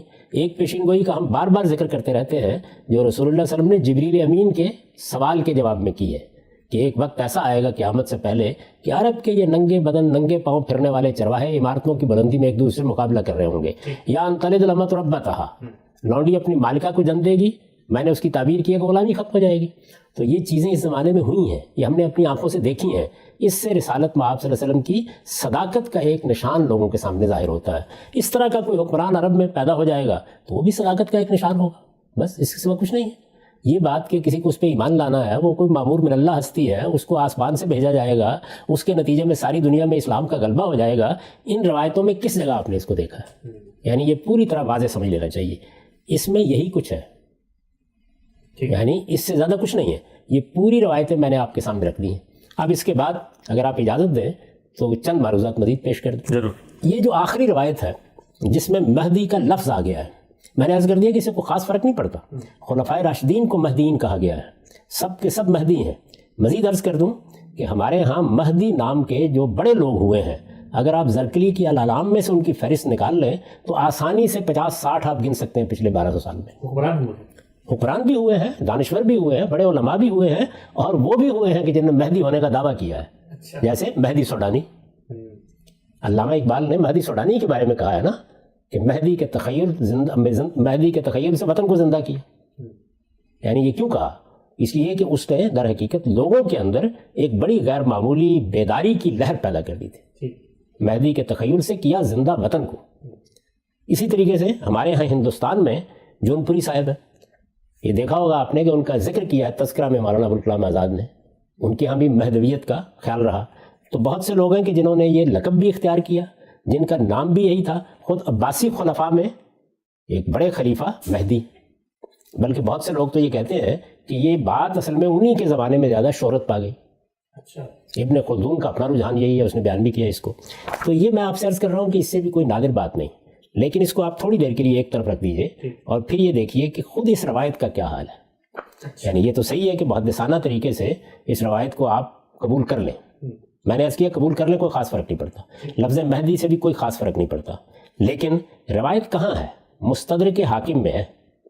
یعنی گویا پورا کا پورا جو حدیث کا ذخیرہ ہے اس میں سے کسی نے اس روایت کو قبول نہیں کیا، یعنی سند کے معیار پہ پختہ ہو اور اس نے قبول کیا، ایسا کہیں نہیں ہوا۔ مستدرک حاکم یہ کتاب ہی اسی مقصد کے لیے ہے کہ یہ حاکم یہ کہتے ہیں کہ میں نے جب یہ دیکھا کہ محدثین نے اور خاص طور پر صحیحین کے دونوں مصنفین نے، امام بخاری نے، امام مسلم نے، بعض ایسی روایتیں چھوڑ دی ہیں جو ان کی اپنی شرائط پر پوری اترتی ہیں۔ انہوں نے کیوں چھوڑ دی اس پر ابھی بحث نہ کیجیے، تو انہوں نے کہا کہ میں اس کا استدراک کر رہا ہوں۔ استدراک کا مطلب یہ ہوتا ہے کہ جو چیز رہ گئی ہے اس کو میں نے یہاں جمع کر دی ہے۔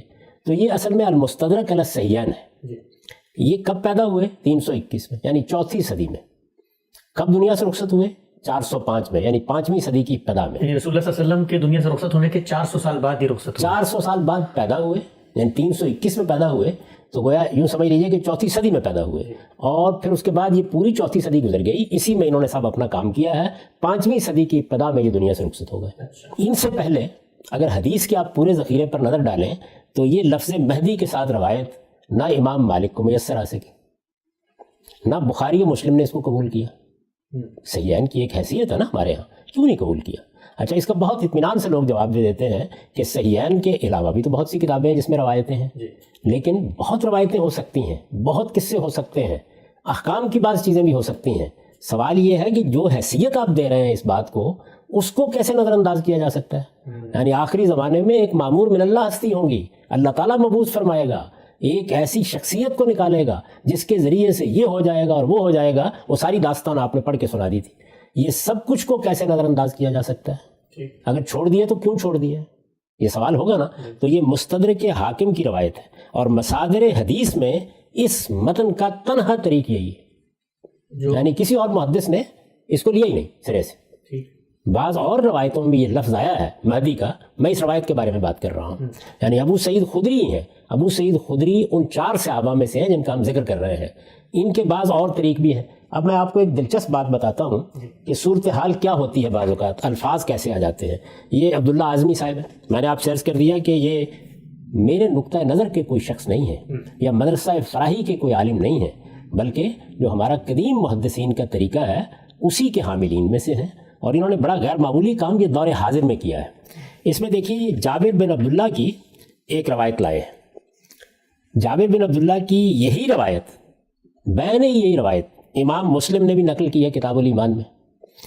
اس میں الفاظ کیا ہیں، ہم یہ پڑھ چکے ہیں روایت سے، کہ سمیت النبی صلی اللہ علیہ وسلم یقول، جابر بن عبداللہ کہتے ہیں کہ میں نے نبی صلی اللہ علیہ وسلم کو یہ کہتے ہوئے سنا، لا تزال طائفۃ من امتی یقاتلون علی الحق ظاہرین الی یوم القیامہ، کہ میری امت میں سے ایک گروہ حق پر رہے گا اور وہ اس کے لیے قتال کرتا رہے گا۔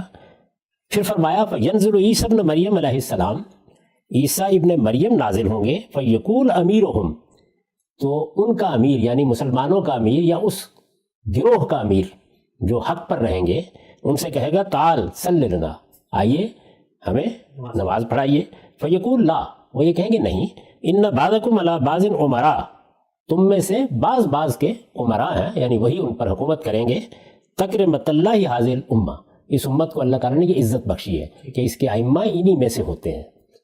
میں اس سے پہلے عرض کر چکا کہ امام کا لفظ، ائمہ کا لفظ جس طرح سے بڑے لوگوں کے بارے میں استعمال ہوتا ہے، جیسے امام ابو حنیفہ، امام شافعی، جس طرح ہماری مسجد کے امام کے لیے استعمال ہوتا ہے، اسی طریقے سے یہ مسلمانوں کے حکمران کے لیے بھی استعمال ہوتا ہے۔ یہ روایت آپ نے سن لی، یہی روایت ہے جابر بن عبداللہ رضی اللہ عنہ کی۔ اسی روایت کو ایک اور محدث بیان کر دیتے ہیں، اور اس کو ابن قیم نے نقل کیا ہے، اور یہ حارث بن ابی اسامہ کی مسند میں نقل ہوئی ہے، یعنی یہ عام کتابوں میں سے نہیں ہے۔ آپ یہ دیکھیے یہاں یہ لفظ تھا فیقول امیرہم، تو مسلمانوں کا امیر سیدنا مسیح سے کہے گا، وہاں کیا ہے فیقول امیرہم المہدی، وہی بات، وہی جابر بن عبداللہ، وہی امیرہم کے الفاظ، اس کے آگے المہدی کا لفظ آ گیا۔ یہاں کیوں نہیں آیا؟ تو سوال یہ ہے کہ یہاں کیوں نہیں آیا؟ امام مسلم نے اس لفظ کو کیوں قبول نہیں کیا؟ یہ صاف واضح ہوتا ہے کہ خود اس لفظ کا روایتوں کے اندر داخل ہونے کا بھی ایک پس منظر ہے۔ تو اس سے پہلے کہ میں اس پس منظر کو سامنے رکھ کر اپنا نقطہ نظر بیان کروں، میں یہ عرض کرتا ہوں کہ یہ جو روایتیں میں نے آپ کے سامنے پڑھی ہیں، یہ 7 روایتیں ہیں، یہ 4 صحابہ سے ہیں۔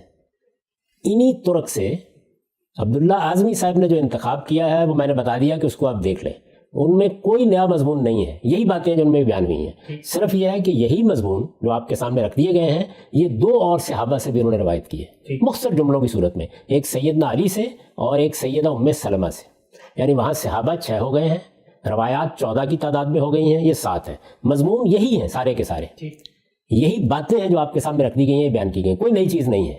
ان میں سے جہاں مہدی کا لفظ آیا، میں نے آپ سے عرض کیا کہ وہ کیسے آیا ہے، ان میں بھی آیا ہے، یہ روایت بھی میں نے آپ کے سامنے بیان کر دی ہے۔ اس کو میں نہیں، جیسے یہ بیان ہوئی ہیں مان لیجئے، مجھے ان پر کوئی اعتراض نہیں، یعنی میں یہ سمجھتا ہوں کہ اگر رسول اللہ صلی اللہ علیہ وسلم نے یہ پیشین گوئی کی ہے کہ عرب میں ایک ایسا حکمران ہوگا جو عادل حکمران ہوگا، فیاض حکمران ہوگا، جس کے زمانے میں مسلمانوں کو عرب میں بڑی خوشحالی حاصل ہو جائے گی، تو اس میں کیا ایسی بات ہے، ایک پیشین گوئی ہے، اگر رسول اللہ صلی اللہ علیہ وسلم کی نسبت اس کی صحیح ہے تو پوری ہو جائے گی، انکار کرنے کی کوئی وجہ نہیں۔ قرآن مجید کی روشنی میں، دین کے عمومی اصولوں کی روشنی میں کوئی اعتراض کرنے کی ضرورت نہیں ہے، لیکن جو بات بیان ہو رہی ہے اس کا تجزیہ تو کیا جائے گا نا۔ تو اب اس کا تجزیہ ذرا پلٹ کے کیجئے، یعنی آخر کیا وجہ ہے کہ یہی مضمون کہ ایک خلیفہ ہوگا، مال لٹائے گا، گنے بغیر لٹائے گا، عادل خلیفہ ہوگا، یہی الفاظ امام مسلم لیتے ہیں اور امام بخاری لیتے ہیں، تو وہاں اس طرح کا کوئی ذکر نہیں ملتا، الفاظ یہی ہیں، صحابہ بھی یہی ہیں، انہی سے روایت لی جا رہی ہے، وہاں نہ مہدی کا لفظ ملتا ہے، نہ بعض اور چیزیں ملتی ہیں، یعنی مثلا یہ کہ اتنے سال تک کے لیے حکومت کرے گا، یا یہ بات کہ وہ میری عطرت میں سے ہوگا یا میرے خاندان میں سے ہوگا، یا اس کا نام میرے نام پر ہوگا، یا اس کے والد کا نام میرے نام پر ہوگا۔ بخاری مسلم میں کوئی چیز ان میں سے نہیں ملتی، موطا امام مالک میں تو سرے سے یہ مضمون ہی نہیں ہے۔ تو حدیث کی امہات کتب کے مصنفین نے ان تفصیلات والی روایتوں کو نہیں لیا، یعنی جتنی میں نے پیش کر دی ہیں مجھے کوئی اعتراض نہیں ہے، لیکن انہوں نے ان کو بھی نہیں لیا۔ جو بات انہوں نے لی وہ صرف یہ ہے کہ میرے بعد ایک خلیفہ ہوگا، میرے بعد ایک حکمران ہوگا جو بہت فیاض ہوگا، یعنی نہ اس میں مدت ہے، نہ ان میں نام ہے، نہ اس میں یہ صراحت ہے کہ یہ میرے اہل بیت میں سے ہوگا۔ تو اگر آپ ان روایتوں کو بنیاد بنا لیں کہ اصل میں بات یہی تھی، جس پر بعد میں دوسرے، تیسرے، چوتھے درجے کی کتابوں میں تھوڑے تھوڑے اضافے ہونے شروع ہوئے، اور محدثانہ تنقید سے بچ کر وہ روایتیں کسی حد تک قابل قبول بھی ہو گئی ہیں۔ مان لیں اس بات کو، میں عرض کر چکا کہ ان کو ماننے میں کوئی معنی نہیں، صاف معلوم ہو جاتا ہے نا کہ اصل بات کیا تھی۔ تو میرا نقطہ نظر یہ ہے کہ اصل بات اتنی ہی تھی جتنی امام بخاری نے اور امام مسلم نے لے لی ہے، اس سے زائد کچھ نہیں تھا۔ یہ باقی جتنی چیزیں ہیں یہ بعد کے زمانوں میں ان روایتوں کے اندر شامل ہوتی چلی گئی ہیں۔ ان لوگوں نے اتنی بات لی جتنی بات فی الواقع تحقیق کے معیار پر پوری اترتی تھی، اور اس کا مصداق وہ کون تھا خلیفہ، وہ کون سا حکمران تھا کہ جس حکمران کے زمانے میں لوگوں نے دیکھا کہ فیاضی بھی ہے اور عدل و انصاف بھی ہے، وہ اگر آپ تاریخ پر ایک نگاہ ڈال کے دیکھیں تو صاف معلوم ہوتا ہے کہ عمر بن عبدالعزیز رضی اللہ عنہ ہے۔ اس بنیاد پر میں نے اپنی کتاب میزان میں یہ لکھا ہے کہ مہدی سے متعلق روایات محدثانہ تنقید کے معیار پر پوری نہیں اترتی، البتہ جو صحیح روایتیں ہیں ان میں ایک فیاض خلیفہ، ایک عادل خلیفہ، ایک فیاض حکمران، ایک عادل حکمران کے آنے کی خبر دی گئی ہے، اور اس کا مصداق سیدنا عمر بن عبدالعزیز تھے، لہٰذا رسول اللہ صلی اللہ علیہ وسلم کی یہ پیشین گوئی حرف بحرف پوری ہو چکی ہے۔ یہ میں نے اپنا نقطہ نظر بیان کر دیا۔ میں عرض کر رہا ہوں کہ کس بنیاد پر بیان کیا، کہ وہی مضمون انہی صحابہ سے جس وقت امام بخاری نے لیا، امام مسلم نے لیا، تو انہوں نے یہ ساری تفصیلات نکال دی۔ اب ظاہر ہے کہ عمر بن عبدالعزیز ایک فیاض خلیفہ ہیں، اگر رسول اللہ نے ان کی پیشین گوئی کی تو یہ بات سمجھ میں آتی ہے۔ وہ خلیفہ راشد ہیں، خلافت راشدہ کی حیثیت سے پچھلے 1200 سال میں جس شخصیت کے بارے میں انگلی نہیں رکھی جا سکتی وہ انہی کی شخصیت ہے۔ ان کے بارے میں اگر پیشین گوئی کی گئی اور وہ پیشین گوئی حرف بحرف پوری ہوئی تو کوئی شبہ ہی نہیں ہے کہ اسے قبول کیا جانا چاہیے۔ تو اگر آپ بخاری و مسلم کی روایت کو لے لیں تو ان کا مصداق تو ہمارے سامنے آ چکا، ہماری تاریخ کا حصہ بن چکا، ہم اس پر اللہ کا شکر کرتے ہیں کہ رسالت مآب صلی اللہ علیہ وسلم کی وہ پیشین گوئی پوری ہو گئی۔ اگر تفصیلات میں جائیں تو ظاہر ہے کہ پھر اس کے مصداق نہیں بنتے، یعنی انہی روایتوں میں وہ تفصیلات کیا ہیں کہ ان کا نام محمد بن عبداللہ ہوگا، یہ نام تو ان کا نہیں تھا، وہ اہل بیت میں سے ہوں گے، یہ بات بھی درست نہیں ہے۔ تو باقی روایات جتنی بھی ہیں، مہدی اگر آپ کہنا چاہتے ہیں ان کو، تو ان سے بڑھ کر کوئی مہدی نہیں ہے۔ میں بتا چکا کہ رسالت مآب صلی اللہ علیہ وسلم نے خود اپنی زبان فیض ترجمان سے یہ فرمایا ہے کہ میرے خلفائے راشدین بھی ہوں گے، مہدین بھی ہوں گے۔ اصل میں راشدین اور مہدین، خلیفہ راشد اور خلیفہ مہدی ایک ہی معنی کے الفاظ ہیں عربی زبان میں۔ تو میں اس کو اس طرح لیتا ہوں، میں پھر خلاصہ کر دوں اپنی بات کا آگے بڑھنے سے پہلے، کہ یہ جتنا کچھ بھی ہمارے پاس ذخیرہ ہے وہ کئی سو روایتوں پر ہے، کئی سو طریق پر ہے، اس کی چھان پھٹک کا کام لازماً کرنا ہے۔ یہ کام میں نے نہیں کیا، یہ محدثین نے کیا ہے، جلیل القدر محدثین نے جو چھان پھٹک کی ہے اس کے نتیجے کے طور پر یہ روایتیں ہیں جو باقی رہتی ہیں۔ میں نے عرض کیا ہے کہ ہمارے اس زمانے میں بھی جو ایک جلیل القدر محدث نے الصحیح الکامل لکھی ہے اور غیر معمولی کام کیا ہے، اور پورے عالم اسلام نے اس کے کام کی تحسین کی ہے، اس میں جو روایتیں منتخب کی گئی ہیں ان کے مضامین بھی یہی ہیں، تعداد کچھ زیادہ ہے، صحابہ میں سے 2 کا مزید اضافہ ہے، لیکن مضمون میں کوئی فرق نہیں، یہی باتیں جو ان میں کہی گئی ہیں۔ اور میں نے آپ سے عرض کیا ہے کہ ان سب باتوں کو بھی اگر تسلیم کر لیا جائے تو مہدی کا جو تصور لوگوں میں رائج ہے ان میں سے کسی بات کی بھی تصویر نہیں ہوتی۔ ایک حکمران کے بارے میں معلوم ہوتا ہے کہ پیشین گوئی کی گئی، وہ حکمران ان اوصاف کا حامل ہوگا، اس کی پیشانی کشادہ ہوگی، اس کی ناک اونچی ہوگی، یہ تو کوئی چیز ہی نہیں ہے، لیکن عادل ہوگا۔ میں عرض کر چکا کہ بہت عادل حکمران ہوئے ہیں، الحمدللہ اگر عادل ہوگا۔ آپ ان روایتوں کو قبول کر لیں تو کوئی قابل اعتراض بات نہیں ہے ان میں، لیکن جو محققانہ انداز ہوتا ہے اس میں تو دیکھا جاتا ہے نا کہ یہ روایتیں کہاں پائی جاتی ہیں۔ یہ چلیے سند کے لحاظ سے اگر قابل قبول بھی ہوں تو باقی محدثین ان کے بارے میں کیا رائے قائم کر رہے ہیں؟ بخاری و مسلم جو ہمارے سامنے 2 مجموعے تیار کر رہے ہیں تاکہ ہم اس پورے ذخیرے سے واقف ہو سکیں، انہوں نے کیوں چھوڑ دیا ہے؟ انہوں نے اور بھی روایتیں چھوڑی ہیں، لیکن یہ مضمون ایسا نہیں تھا کہ اس کو چھوڑا جائے، یہ مدعا ایسا نہیں تھا۔ البتہ اگر خلیفہ کے بارے میں روایتیں دیکھنی ہوں تو یہ جو روایتیں پڑھی گئی ہیں ان میں یہ 2 روایتیں ہیں وہ انہی کی ہیں، اور ان میں جو مضمون بیان ہوا ہے اس کے مصداق حضرت عمر بن عبدالعزیز ہے۔ تو اس ساری بات کو اپنے سامنے رکھ لیجئے، اس کے بعد آپ کے کچھ سوالات ہوں تو میں ان کا جواب بھی دوں گا، اور پھر میں یہ چاہوں گا کہ آج ہم لوگوں کو یہ بتائیں کہ یہ جو اس کے بالکل برخلاف تصورات ہیں یہ کس طریقے سے لوگوں کے لیے قابل قبول ہو گئے۔ اگر یہ ذرا ٹھیک ہے، اگر تفصیل یہی ہے، اگر روایتوں کی نوعیت بھی یہی ہے، اگر یہ جو کچھ ہم نے پیش کیا یہی حق ہے، اس سے زائد کوئی چیز نہیں بیان کی جا سکتی، تو پھر وہ تصورات پیدا ہونے کا باعث کیا ہے؟ کیا وجہ ہے کہ جو باقی روایتیں ہیں انہیں لوگ قبول کر لیتے ہیں، ان کو بیان بھی کرتے ہیں، ان کو خطبوں میں بھی لوگوں کے سامنے رکھتے ہیں؟ کیا سبب ہے اس کا؟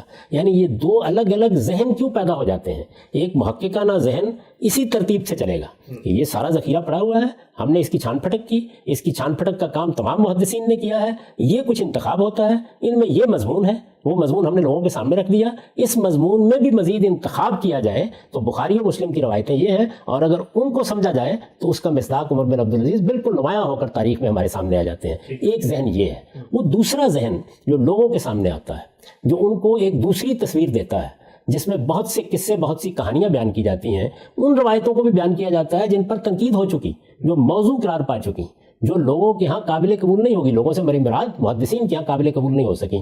کیا وجہ ہے کہ دوسرا ذہن اس کو قبول کر لیتا ہے؟ کیا وجہ ہے کہ اس پر کتابیں لکھ دی جاتی ہیں؟ کیا وجہ ہے کہ ہمارے قدیم علماء اس کو بیان کرتے ہیں؟ میں چاہتا ہوں کہ اس سوال کا میں آپ کو جواب دوں، لیکن اس سے پہلے کہ یہ بحث چھڑی جائے، اب تک جو بات کہی گئی ہے اس پر جو اعتراضات، جو سوالات ہوتے ہوں وہ آپ مجھے بتائیے، میں اس کا جواب دے دیتا ہوں۔ ٹھیک، ہم سب بہت شکریہ، آپ نے بڑی تفصیل سے وہ جو آخری روایت ہے اور اس کے بعد پورا جو تصور ہے ان روایتوں کو پڑھ کے آپ کے سامنے آتا ہے، آپ نے اس کو بیان کیا. ایک بات آپ نے گزشتہ پروگرام میں بھی بڑا اصرار سے اور بار بار فرمائی تھی، ابھی بھی آپ نے فرمائی کہ موطا، بخاری اور مسلم جو ہیں وہ اس طرح کی صراحت کیوں نہیں کر رہے اور اس طرح کی تفصیلات کیوں نہیں بتا رہے. تو میں دو پہلو سے چاہوں گا آپ کے سامنے وہ سوال، وہ اعتراض رکھوں جو لوگ بالعموم پوچھتے ہیں، اور یہ بات آپ اکثر اور معاملات میں بھی فرماتے ہیں، بعض قرات کی روایتوں میں، بعض رجم کی آیات کے بارے میں، کہ اس طرح کی چیزیں جو ہیں وہ کیسے کتابوں میں آ گئی ہیں. مجھے یہ بتائیے گا کہ جب ہم امام بخاری کی بخاری کھولتے ہیں، وہ خود یہ لکھتے ہیں کہ میں نے اپنی اس کتاب میں صرف صحیح روایات ذکر کی ہیں اور بہت سی صحیح روایات ہیں جن کو طوالت کے خوف سے میں نے چھوڑ دیا ہے. تو سب سے پہلی بات کا مجھے آپ یہ جواب دیں کہ کیا آپ اس امکان کو مانتے ہیں کہ ایک روایت صحیح ہو لیکن بخاری میں نہ ہو تو ہم اس کو بطور روایت مان لیں گے؟ جی، میں نے ابھی آپ کے سامنے جو باقی کتابوں کی روایتیں رکھی ہیں اور یہ کہا ہے کہ یہ محدثانہ تنقید پر پوری اترتی ہیں، ان کو قبول کیا جا سکتا ہے. یہ سب بخاری میں تو نہیں ہے، مسلم میں تو نہیں ہے. اگر میں اس کو نہ مانتا ہوتا تو آپ کے سامنے بیان کرتا. لیکن یہ سوال اس کے باوجود ایک اہم سوال ہوتا ہے کہ جب یہ فن اور اس فن کے ماہرین تنقید کا کام کر رہے ہیں، تنقید کا کام کر رہے ہیں، اور تنقید کا کام کر کے، تنقید کا کام کر کے، راویوں کی چھان پھٹک کر کے اپنے مجموعے مرتب کر رہے ہیں، ان میں امام مالک کا کوئی معمولی مقام ہے؟ یعنی وہ اس فن کے ائمہ میں سے، ان کی کتاب اولین کتابوں میں شمار ہوتی ہے. اور بھی مجموعے ہیں لیکن ایک باقاعدہ کتاب کی حیثیت اسی کو حاصل ہوئی اور اس کی شہرت ہوئی ہر جگہ. لوگوں نے اس کو حاصل کیا، اس کے لیے سفر کیے. ایک زمانے میں حکومت نے چاہا کہ اس کتاب کو مسلمانوں کا دستور العمل بنا کر نافذ کر دیا جائے. بخاری و مسلم، آپ ان کو صحیحین کہتے ہیں، ان کی ایک خاص حیثیت ہے. کوئی روایت اگر ان میں آ جاتی ہے تو لوگوں کا بڑا اعتماد ہوتا ہے. تو یہ سوال ہے جو میں نے اٹھایا ہے کہ یہ کیوں تفصیلات ان میں نہیں ہیں؟ یعنی وہ تفصیلات بھی نہیں ہیں جو محدثانہ تنقید کے لحاظ سے قابل قبول ہے. میں نے بھی آپ کے سامنے پیش کر دی ہیں، 7 روایتیں پیش کی ہیں نا، وہ سب کی سب بخاری و مسلم کی نہیں ہیں، پیش کر دی ہیں. بتا دیا ہے کہ اگر ان کو مان بھی لیا جائے تو اس سے اتنی بات معلوم ہوتی ہے. لیکن اس کے باوجود یہ سوال باقی رہتا ہے کہ انہوں نے ان تفصیلات کو کیوں قبول نہیں کیا. ہم سے بہت سارے ایسے معاملات ہیں فکری جن میں بخاری مسلم میں روایت آ گئی، آپ ان سے بھی اختلاف کرتے ہیں. مثلا شیخ والی جو آیت ہے وہ اگرچہ بخاری میں ہے لیکن اس پہ آپ پھر دوسری تنقید کر دیتے ہیں. وہاں پر اگر کوئی کہے کہ ہر چیز قابل تنقید ہے، کیونکہ میں یہ عرض کر چکا اس سے پہلے، بڑی تفصیل سے گفتگو کر کے میں نے بتایا ہے کہ یہ رسالت میں آپ صلی اللہ علیہ وسلم کی نسبت سے باتیں بیان ہو رہی ہیں، ان پر ہمیشہ تنقید ہوتی رہے گی. یہ سارا فن ہی تنقید کا فن ہے. ائمہ رجال پیدا ہی اس لیے ہوئے کہ وہ یہ تنقید کریں. جب ان کے سامنے یہ قصے آئے، روایتیں آئیں، حضور کی نسبت سے کوئی بات بیان کی گئی تو اس تاریخی ریکارڈ کی چھان پھٹک کے اصول بنائے گئے، ان کی تنقید کی گئی. لوگوں کا خیال یہ ہوتا ہے جب انہیں بتایا جائے یہ حدیث ہے، وہ سمجھتے ہیں اس وقت رسول اللہ صلی اللہ علیہ وسلم بیٹھے ہوئے بات بیان کر رہے ہیں. بھائی اس طرح نہیں ہے، لوگ آپ کی نسبت سے بات بیان کر رہے ہیں. ایک شخص مجھ سے مل کے گیا ہے، اس نے جا کے باہر ایک بات بیان کی، اس سے سننے والوں نے آگے بیان کر دی، اس سے سننے والوں نے آگے بیان کر دی. اس کی چھان پھٹک کا کام کیا ہے نا، جلیل القدر محدثین نے کام کیا ہے. یہ چھان پھٹک جو کچھ بھی ہوتی ہے اگر سند کے لحاظ سے کرنی ہو تو اس کا مواد موجود ہے. وہ بخاری و مسلم کے بعد بھی لوگ کرتے رہے ہیں. خود بخاری و مسلم پر تنقیدیں ہوتی رہی ہیں. ہمارے موجودہ زمانے میں، اس زمانے میں شیخ البانی نے یہ کام کیا ہے، تمام سیاہ پر کیا ہے. آپ دیکھیے کہ ان کی ضعیف ابی داؤد، صحیح ابی داؤد، ضعیف نسائی، صحیح نسائی شائع ہوئی بھی موجود ہے. یہ موجودہ زمانے کے ایک محدث کا کام ہے. شعیب ارناؤت صاحب کا کام دیکھ لیں، مسند احمد بن حنبل پر ہے. کن کن چیزوں پر انہوں نے تنقیدات کی ہیں، یہ جاری رہیں گی، میں بھی کرتا رہوں گا. تنقید ہوگی انہی اصولوں پر. یعنی سند پر بات کرنی ہے تو یہ بتایا جائے گا کہ راوی کا کردار کیا ہے، یہ دیکھا جائے گا کہ سند کا اتصال ہو رہا ہے یا نہیں ہو رہا، یعنی تاریخی تحقیق کیا ہے، یہ دیکھا جائے گا حفظ و اتقان کا کیا معاملہ ہے، یہ سب دیکھا جائے گا. تو یہ کام تو کبھی نہیں رکنا ہے. اسی طرح سے علل کی بحثیں بھی ہوں گی. یعنی کسی روایت کے اندر کہیں کوئی چھپا ہوا انقطاع ہے، کہیں تدلیس ہو گئی ہے، کہیں ادراج کے الفاظ آ گئے ہیں، ان کو نکالتے ہیں محدثین. یہ دکھاتے ہیں تاریخی تنقید کا عظیم فن ہے جس کو مسلمان وجود پذیر کر چکے ہیں. میں بھی اس کا ایک طالب علم ہوں، میں بھی یہ کام کروں گا. اسی طرح قرآن کی بنیاد پر بھی تنقید ہوگی، سنت کی بنیاد پر بھی تنقید ہوگی، علم و عقل کے مسلمات کی بنیاد پر بھی تنقید ہوگی. وہ کریں گے. اس پر الگ سے کسی وقت گفتگو ہوگی کہ حدیث کو کیسے دیکھنے کا کام میں نے کیا ہے اپنے زمانے میں اور اس وقت بھی کر رہا ہوں. میں تو آپ سے عرض کر رہا ہوں کہ محدثین نے جو روایتیں منتخب کی ہیں ظہور مہدی کے عنوان سے، وہ روایتیں سب کی سب میں نے مضامین کے لحاظ سے آپ کے سامنے رکھ دی جو انہوں نے منتخب کی ہیں. ان میں دیکھ لیجئے کیا مضمون ہے. اور پھر مزید آگے بڑھ کے یہ عرض کیا ہے کہ محدثین نے منتخب کیا، کیا سب نے کر لی ہیں؟ امام مالک نے کوئی لی نہیں. امام بخاری اور مسلم نے صرف اتنی بات کو قبول کیا ہے کہ ایک خلیفہ یا ایک حکمران ہوگا، عادل بھی ہوگا اور لوگوں میں فیاضی سے مال بھی تقسیم کرے گا. میں یہ عرض کر رہا ہوں کہ اگر باقی جتنی تفصیلات ہیں وہ انہوں نے نہیں لی تو کیوں نہیں لی؟ اچھا، ہم سب یہ کہا جاتا ہے کہ فن حدیث میں کہ جب ایک روایت آ جاتی ہے اس میں جو مرکزی مضمون ہے، اصل مضمون ہے، اگرچہ اس میں ذوف بھی ہو کسی بڑی کتاب میں اور تعدد ترک ہے، باقی کتابوں میں آ رہا ہے، اضافی تفصیلات آ رہی ہیں، مصداقات، پس منظر، کس کانٹیکس میں بات آئی ہے، تو ہمارے ہاں تو حدیث کی جو فن ہے اس میں اس کا ذوف بھی ختم ہو جاتا ہے تعدد ترک سے، اور وہ جو تفصیلات ہے اگر امام بخاری نے نقل نہیں کی تو باقی کتابوں میں آ جاتی ہے. اس میں کیا فرق پڑتا ہے؟ یہ بڑی عقلی بات ہے، لیکن وہ تفصیلات اگر تو محض تفصیلات ہیں، اگر وہ سارے تصور کو بدل دیں، اگر وہ بنیاد ہی بالکل تبدیل کر دیں تو پھر یہ سوال پیدا ہوگا نا کہ یہ کیا چیز ہے. دیکھیے آپ نے ایک لفظ بول دیا تفصیلات. تفصیلات یہ ہے کہ یہ بات بخاری میں مثال کے طور پر آ گئی کہ رسول اللہ صلی اللہ علیہ وسلم نے اپنے لیے ایک حجرہ بنوایا، ٹھیک، ایک جملہ آ گیا. بعض لوگوں نے بیان کیا کہ یہ حجرہ فلاں جگہ پہ بنوایا، اس حجرے کے لیے اس طرح سے مواد اکٹھا کیا گیا، رسول اللہ صلی اللہ علیہ وسلم نے فلاں کو یہ حجرہ دے دیا. یہ تفصیلات ہیں. لیکن اگر حجرے ہی کا تصور تبدیل ہونا شروع ہو جائے تو پھر کیا یہ تفصیلات ہوں گی؟ میں نے آپ سے عرض کی ہے کہ اگر اتنی بات کو آپ لے لیں کہ میرے بعد ایک حکمران ہوگا جو فیاض بھی ہوگا اور عادل بھی ہوگا، تو یہ تو کسی لحاظ سے بھی ناقابل قبول نہیں ہو سکتی بات. اور میں نے یہ گزارش کر دی ہے کہ سیدنا عمر بن عبدالعزیز جیسی شخصیت اس کے مصداق کے طور پر آ بھی چکی. لیکن اگر آپ باقی چیزوں کو دیکھیں تو پھر اجلا اکنا کو دیکھ لیں. اسی طرح سے میرے نام کے ساتھ اس کا نام ہوگا، میرے والد کے نام کے ساتھ اس کے والد کا نام ہوگا. یہ جو آگے کی تفصیلات ہیں، میں یہ سوال اٹھا رہا ہوں کہ کیوں قبول نہیں کی. اعتراض نہیں کر رہا، میں نے یہ گزارش کی کہ میں تو مان لیتا ہوں، یعنی مجھے ان پہ کوئی اعتراض نہیں. اگر ایک ایسا حکمران، عادل حکمران، فیاض حکمران عرب میں آنے والا ہے اور 7-8 سال تک حکومت فرمائے گا اور اس کا نام محمد بن عبداللہ ہوگا تو کیا قابل اعتراض بات ہے؟ یعنی رسول اللہ صلی اللہ علیہ وسلم کا خاندان موجود ہے اس وقت بھی، ان میں سے ہو سکتا ہے کسی کو حکومت حاصل ہو جائے. میں پچھلی نشست میں آپ کو بتا چکا کہ یہ سعودی خاندان سے پہلے جو شریف مکہ تھے وہ ہاشمی تھے. اس وقت بھی اردن میں انہی کی نسل حکومت کر رہی ہے، تو کوئی استبعاد نہیں ہے، مان لیجئے. لیکن میں اس سے آگے بڑھ کر آپ سے یہ پوچھ رہا ہوں کہ آخر یہ جو تفصیلات ہیں صحابی وہی ہے، وہی بیان کر رہے ہیں. یہ تو ہو نہیں سکتا نا کہ اتنے وسیع الاطلاع محدثین کے سامنے یہ آئی نہ ہو، یعنی امام بخاری کے سامنے، امام مسلم کے سامنے. کیوں قبول نہیں کیا انہوں نے ان کو؟ کیا وجہ ہے؟ آخر کوئی سبب ہونا چاہیے نا، اس پر لوگوں کو غور کرنا چاہیے.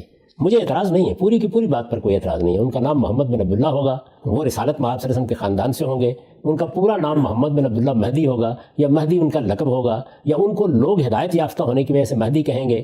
اس سے کوئی فرق نہیں پڑتا. اس طرح کا کوئی حکمران اگر ہمارے ہاں آتا ہے، میرے ملک میں آ جائے، آپ کے ملک میں آ جائے، عرب میں آ جائے، اس کا خیر مقدم کرنا چاہیے. اس میں کوئی قابل اعتراض بات نہیں. اور یہ بات نہ کوئی عقیدہ بنے گی نہ کوئی ایمان بنے گی. ایک پیشین گوئی ہے، رسالت مآب صلی اللہ علیہ وسلم کی نسبت سے روایتوں میں آ گئی، لوگوں نے بیان کر دی. اگر پیشین گوئی پوری ہو گئی تو اس کا مطلب یہ ہے کہ حضور ہی نے فرمایا تھا.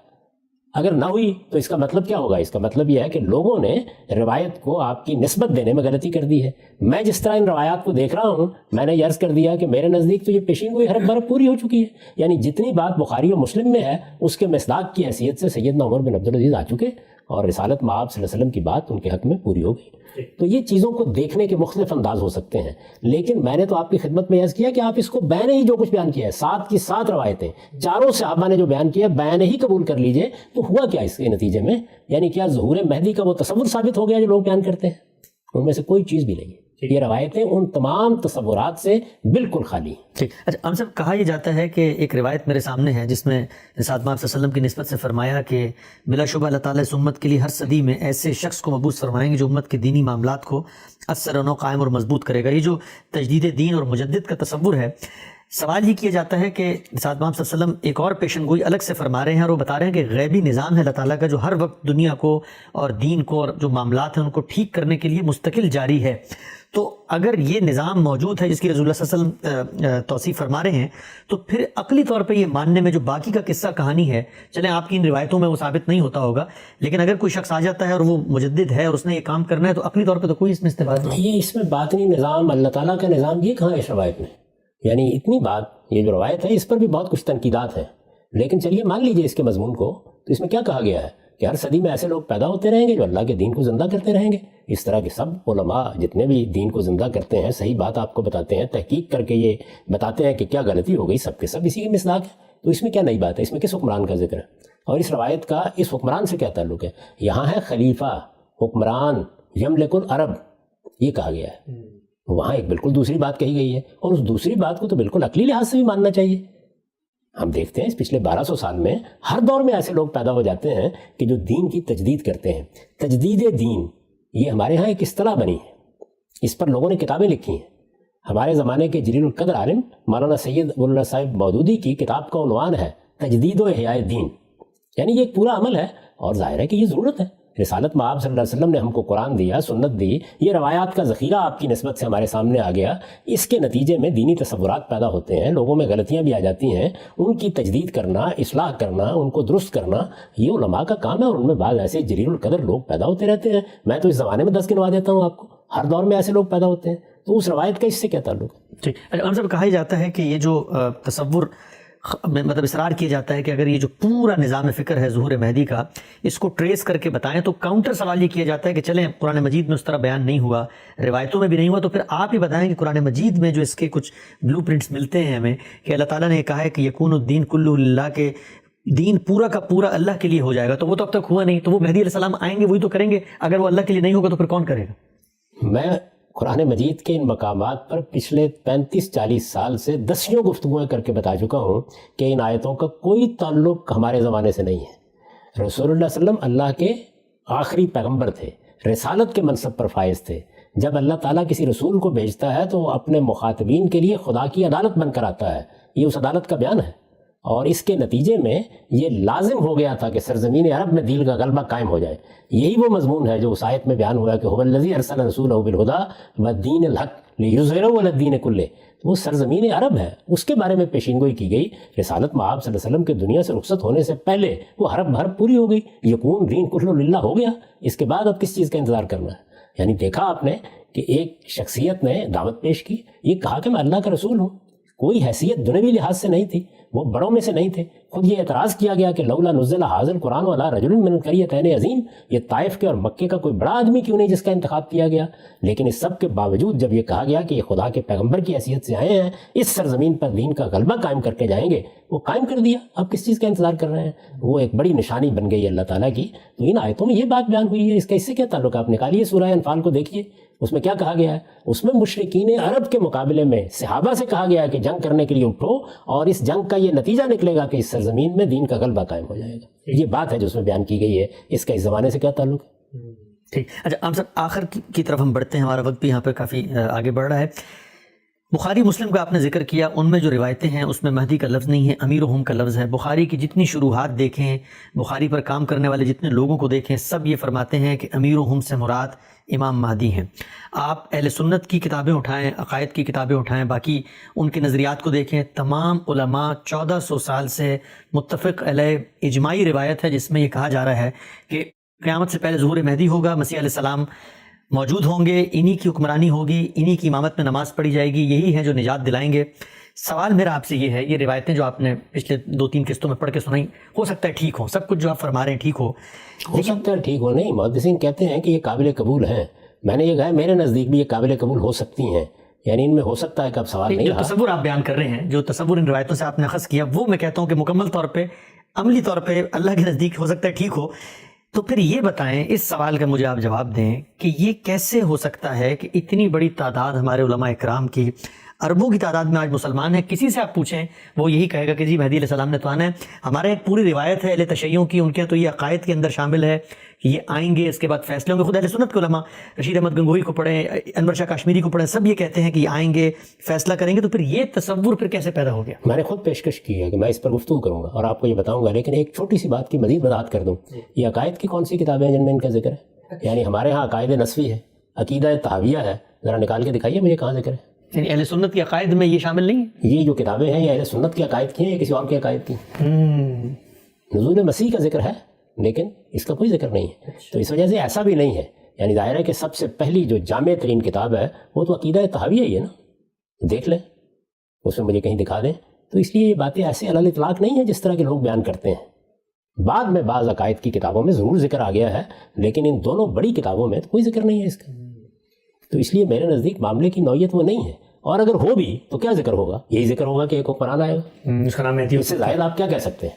نہیں، پورا کہہ دیجئے، ایک حکمران ہوگا، عرب میں ہوگا، اس کا نام محمد بن عبداللہ ہوگا، اس کو لوگ مہدی کہیں گے، ہدایت یافتہ کہیں گے، اسی طرح کہیں گے جس طرح خلفائے راشدین کو کہا جاتا ہے، اسی طرح کہیں گے جیسے عمر بن عبدالعزیز کو کہا جاتا ہے۔ تو میں نے عرض کیا کہ اس پوری بات کو ماننے میں کوئی معنی نہیں ہے، کوئی رکاوٹ نہیں ہے، جس کا جی چاہے مان لے، اس میں تو کوئی بحث ہی نہیں ہے۔ اس تصور پر بحث ہے، گفتگو ہے جو پیش کیا جاتا ہے۔ خدا کا مبعوث آئے گا، خدا کا مامور آئے گا، इस पूरी दुनिया को, रूए अर्श को, यानी आप जरा देखिए ना, ये पूरी की पूरी दुनिया इसको अदल से भर देगा।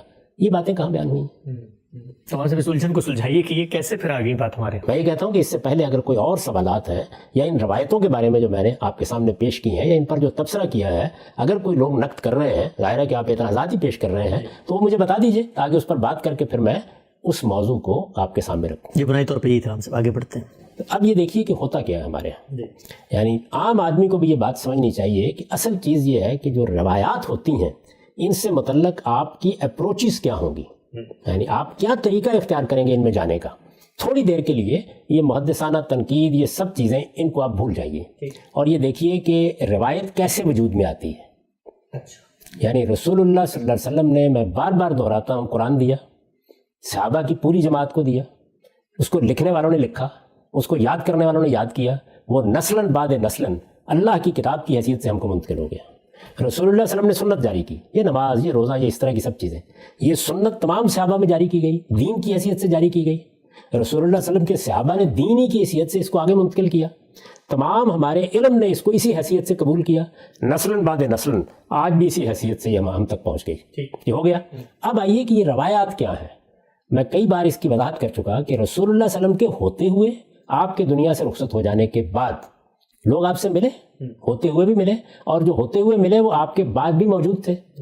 वो लोगों के सामने वो बातें बयान करते थे, फिर अर्ज़ कर रहा हूँ, वो बातें बयान करते थे जो उन्होंने रसूलुल्लाह सल्लल्लाहु अलैहि वसल्लम से सुनी। अपने मुशाहिदात का जिक्र करते थे, उन्होंने रसूलुल्लाह सल्लल्लाहु अलैहि वसल्लम को कोई काम करते हुए देखा। ये बड़ी फितरी चीज़ थी। यानी अल्लाह के रसूल ने इसके लिए किसी को मामूर नहीं किया था, कभी पाबंद नहीं किया था, बल्कि बाज़ मौक़ों पर रोका ही था। सहाबा किराम भी इसमें सख्ती बरतते रहे, जलीलुल कदर सहाबा ने भी बाज़ औक़ात पसंद नहीं किया, लेकिन लोग मोहब्बत से बयान करते थे। अच्छा, खुद बयान करते थे, सुनने वाले तकाजा करते थे तब भी बयान करते थे। अब ये रवायतें बयान होना शुरू हो गई। जब ये बयान होना शुरू हुई तो सहाबा किराम में से किसी से आपने सुनी, आपसे किसी और ने सुनी। एक सदी का कमो बेश अरसा है, पहली सदी, जिसमें ये शायो ज़ाय हो गई, फैल गई। जिन्होंने उसमें इजाफे करने थे उन्होंने भी कर लिए। जिन लपाटिया किस्म के लोगों ने, जिन झूठे लोगों ने, मुत्तहम बिल किज़्ब लोगों ने बातों को कुछ से बनाना था, कुछ से कुछ बनाना था, उन्होंने भी बना लिया। अब ये सब फैल गई। ये जो आइम्मा रिजाल जिनका हम जिक्र कर रहे हैं, ये जो मुहद्दिसीन उठे, क्यों उठे? यानी अगर ये सब बातें जो बयान की जा रही थी, एक मुसलमान बयान कर रहा है और ये मान लिया जाता है कि एक मुसलमान बयान करेगा तो ठीक ही बयान करेगा। नहीं माना ना मुसलमानों के इल्म ने, यानी पहली सदी में इसको चैलेंज कर दिया।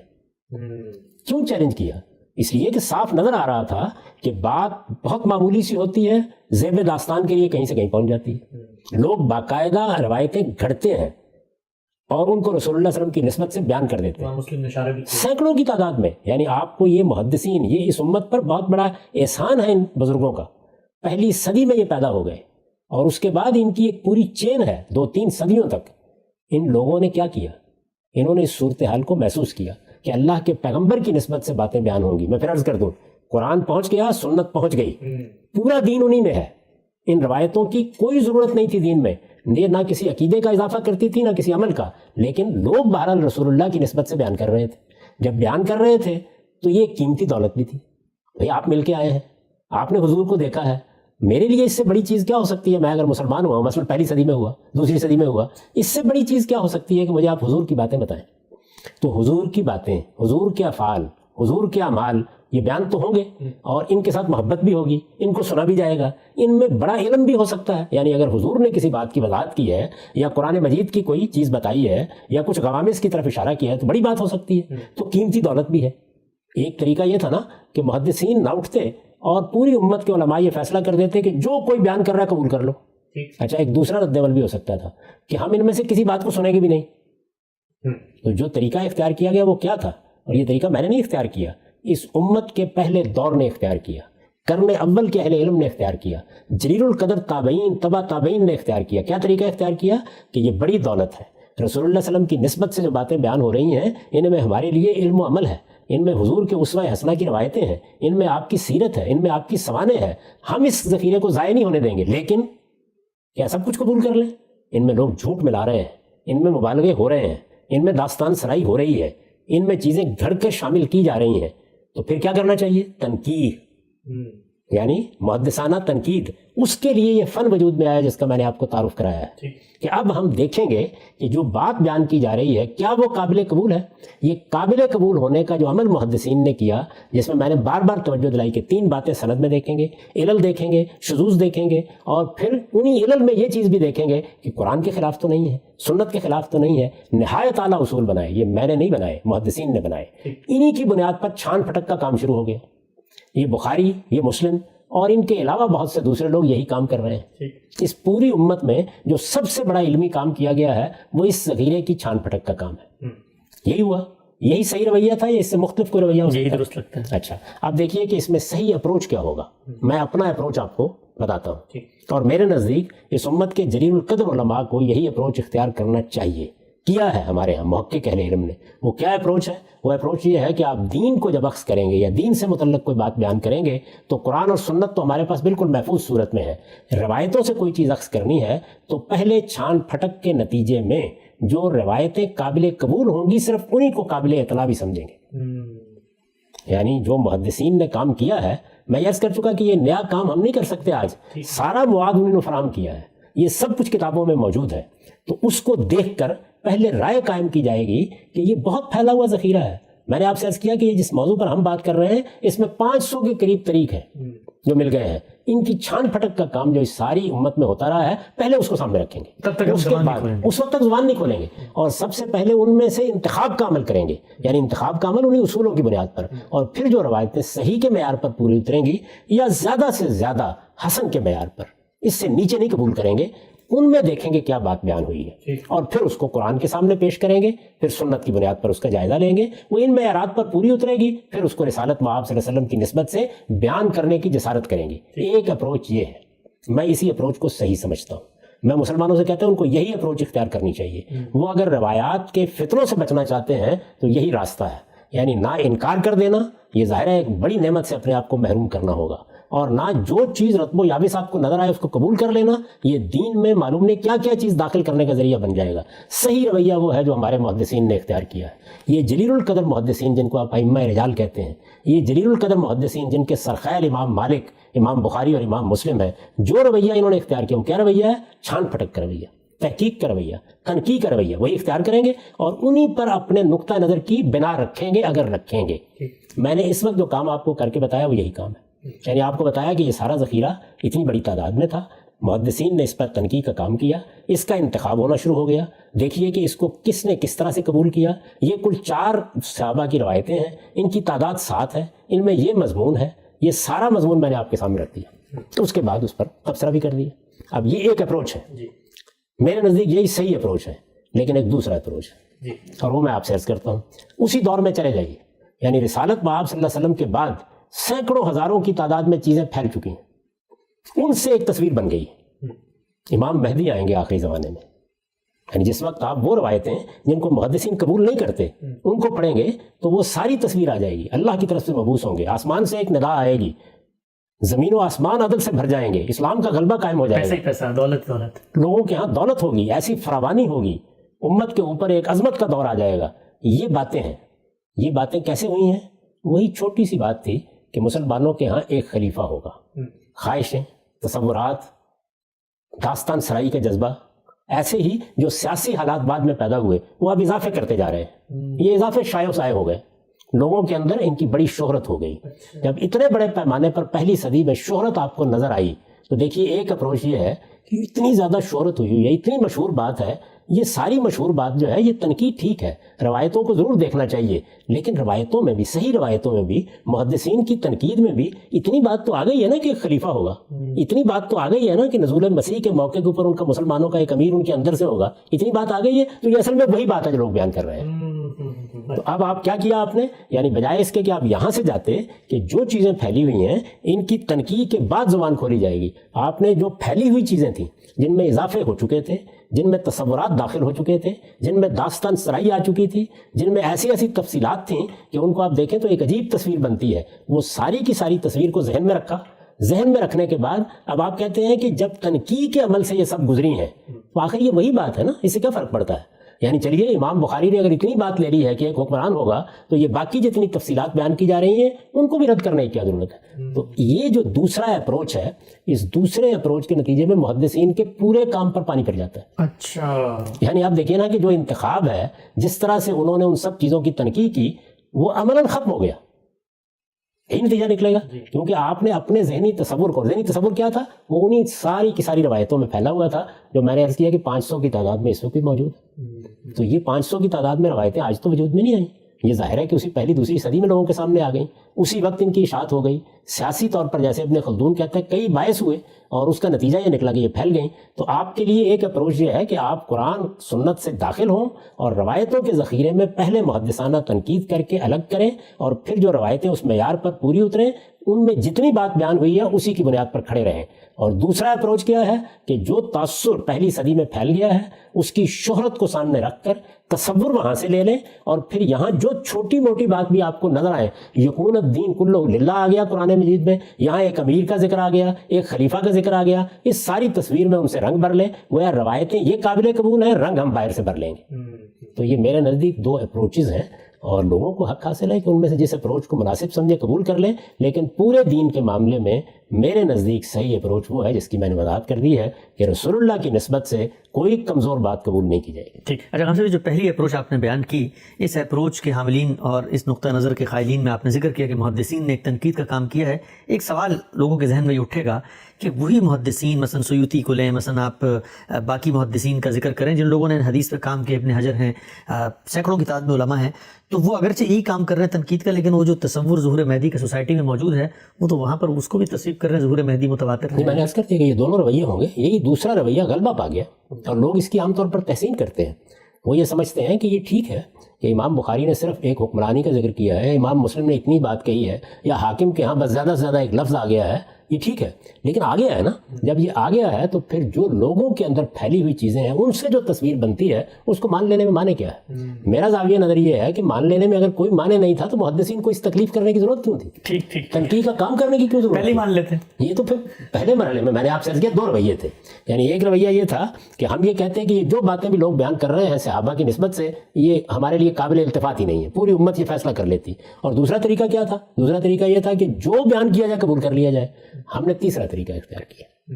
ہم نے سے مراد یعنی اس امت کے جلیل القدر اہل علم نے، محققین نے، وہ طریقہ کیا نہیں، ہم چھان پھٹک کریں گے، ہم تنقید کریں گے، ہم ان اصولوں پر دیکھیں گے، اور پھر اس کے بعد اگر کسی بات کی نسبت رسول اللہ کی طرف ہوگی تو بس اتنی ہوگی جتنی اس معیار پر پوری اترے گی، اس سے آگے کی چیزوں کو قبول نہیں کریں گے. یہ میرے نزدیک دو اپروچز ہیں.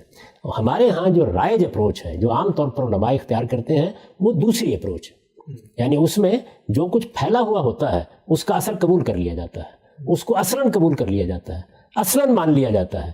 یہاں پھر کیا کیا جاتا ہے کہ اس میں اگر کوئی چیزیں کمزور بھی ہیں تو یہ کہہ کے کہ آخر کچھ ذکر تو آ گیا ہے نا، کچھ نہ کچھ تو مان لیا گیا ہے نا، ایک امیر کی بات تو ہو گئی ہے نا، ایک خلیفہ کا ذکر تو ہو گیا ہے نا. تو ان چیزوں کو جب ان کے ساتھ آپ جوڑ دیتے ہیں تو آپ دیکھیں پھر اس کا نتیجہ کیا نکلتا ہے، ایک پورا کا پورا عقیدہ دین میں داخل ہو جاتا ہے، اس کے ساتھ جذباتی تعلق وابستہ ہوتا ہے. پھر مہدی کا انتظار شروع ہو جاتا ہے، پھر دنیا کے اندر ایک عظیم انقلاب کے لیے لوگ جدوجہد کرتے ہیں. اور میں نے اپنے زمانے میں دیکھا کہ بعض علماء تھے کہ وہ روز تقریر کرتے تھے اور یہ کہتے تھے کہ بس پیدا ہونے والے ہیں، بلکہ بعض کہتے تھے کہ پیدا ہو چکے ہیں. اور تھوڑے تھوڑے عرصے کے بعد بہت سے لوگ وہی قصے وہی روایتیں سناتے ہیں، اور سناتے وقت ظاہر بات ہے یہ پوری تنقید لوگوں کے سامنے نہیں رکھتے. تو میرے نزدیک صحیح رویہ دین کے معاملے میں یہ نہیں ہے، چونکہ یہ اپروچ جو میں سمجھتا ہوں اور جو محققین کا اپروچ ہے یہی صحیح اپروچ ہے. تو یہ جب اس ذہن کے سامنے آئے گا تو لوگ یہی کہیں گے کہ یہ دیکھیے یہ قابل اعتراض بات ہے، یہ قابل اعتراض بات ہے، ساری دنیا مانتی ہے، سب لوگ ایک بات کو کہتے ہیں، مسلمانوں کا اجماع ہے. کس بات پر اجماع ہے؟ یعنی اس بات پر اجماع ہے کہ ایک ہستی آسمان سے آئے گی، معمور ہوں گے، مبعوث ہوں گے. اگر آپ نے اجماع کی بات بھی کرنی ہے تو وہ یہ ہے، یہ نہ کہیے کہ اجماع، یہ کہ یہ شہرت ان باتوں کی، وہ باتیں پھیلی ہوئی ہیں. ظاہر ہے کہ جب اتنے بڑے پیمانے پر ان باتوں کو بیان کیا گیا ہوگا، پہلی دوسری صدی میں مجلسوں میں بیان ہوئی، تو لوگوں نے کتنے شوق سے سنا ہوگا. داستان سرائی ہوگی تو لوگ کیسے متاثر ہوئے ہوں گے.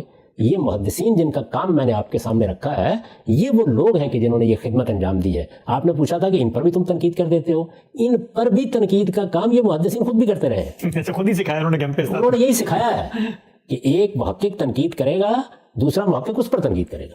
تیسرا اس پر تنقید کرے گا. چنانچہ یہ معلوم ہے ہمیں کہ خود بخاری کے کام کے اوپر کتنی تنقیدات ہوئی ہیں. تو یہ سارا ذخیرہ جو ہے یہ اصل میں تنقید کے بغیر قابل قبول ہو ہی نہیں سکتا.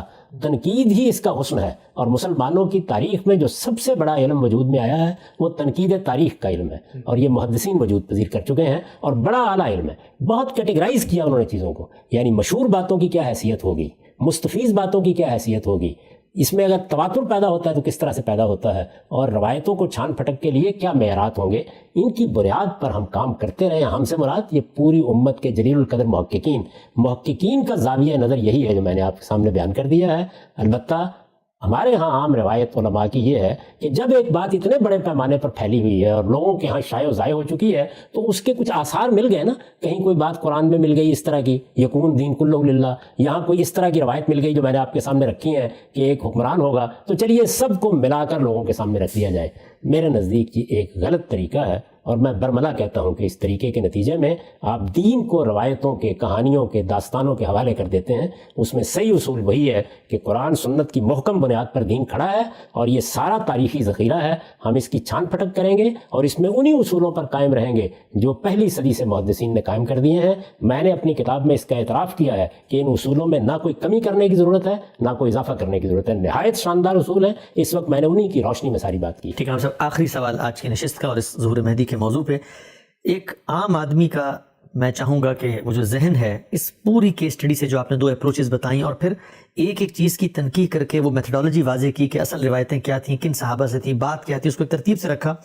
مجھے یہ بتائیے گا یہ جو عام طور پہ کہا جاتا ہے کہ بھئی میں بالخصوص آپ کے بارے میں پوچھ رہا ہوں اور اس ضمن میں پوچھ رہا ہوں, عام طور پہ یہی چیزیں بیان کر کے کہا جاتا ہے کہ ظہور مہدی کے عقیدے کا انکار کر دیا ہے غامدی صاحب نے, تو غامدی صاحب تو دین میں نئی باتیں کرتے ہیں. تو یہ جو آپ نے اپروچ بیان کی ہے یہ اصل میں نئی بات اس پہلو سے تو ہے کہ جو قائم شدہ بات ہے اس کو آپ نہیں مان رہے, لیکن یہ آپ کی اپروچ تو اصل میں پرانی بات کی تحقیق کی طرف نہیں جاتی. اس کی طرف وضاحت کیجیے. میں نے پوری بات آپ سامنے بیان کر دی ہے. اسی اصول پر روایت کو قبول کرتا ہوں میں, یعنی اور یہ میں قبول کرتا ہوں, یہ تو میں اپنا نقطہ نظر بیان کر رہا ہوں. سب محدثین, سب محققین یہی اصول اختیار کرتے ہیں. اس کے اطلاق میں اختلاف بھی ہو جاتا ہے. ابھی یہ دیکھیے کہ میں نے آپ کو یہ بتایا کہ ان تمام روایتوں کی تنقید کر کے جو روایتیں عبداللہ اعظمی صاحب نے منتخب کی ہیں الجامع الکامل میں, وہ کوئی 14 کے قریب بنتی ہیں. وہ 6 صحابہ سے ہیں, مضامین یہی ہیں.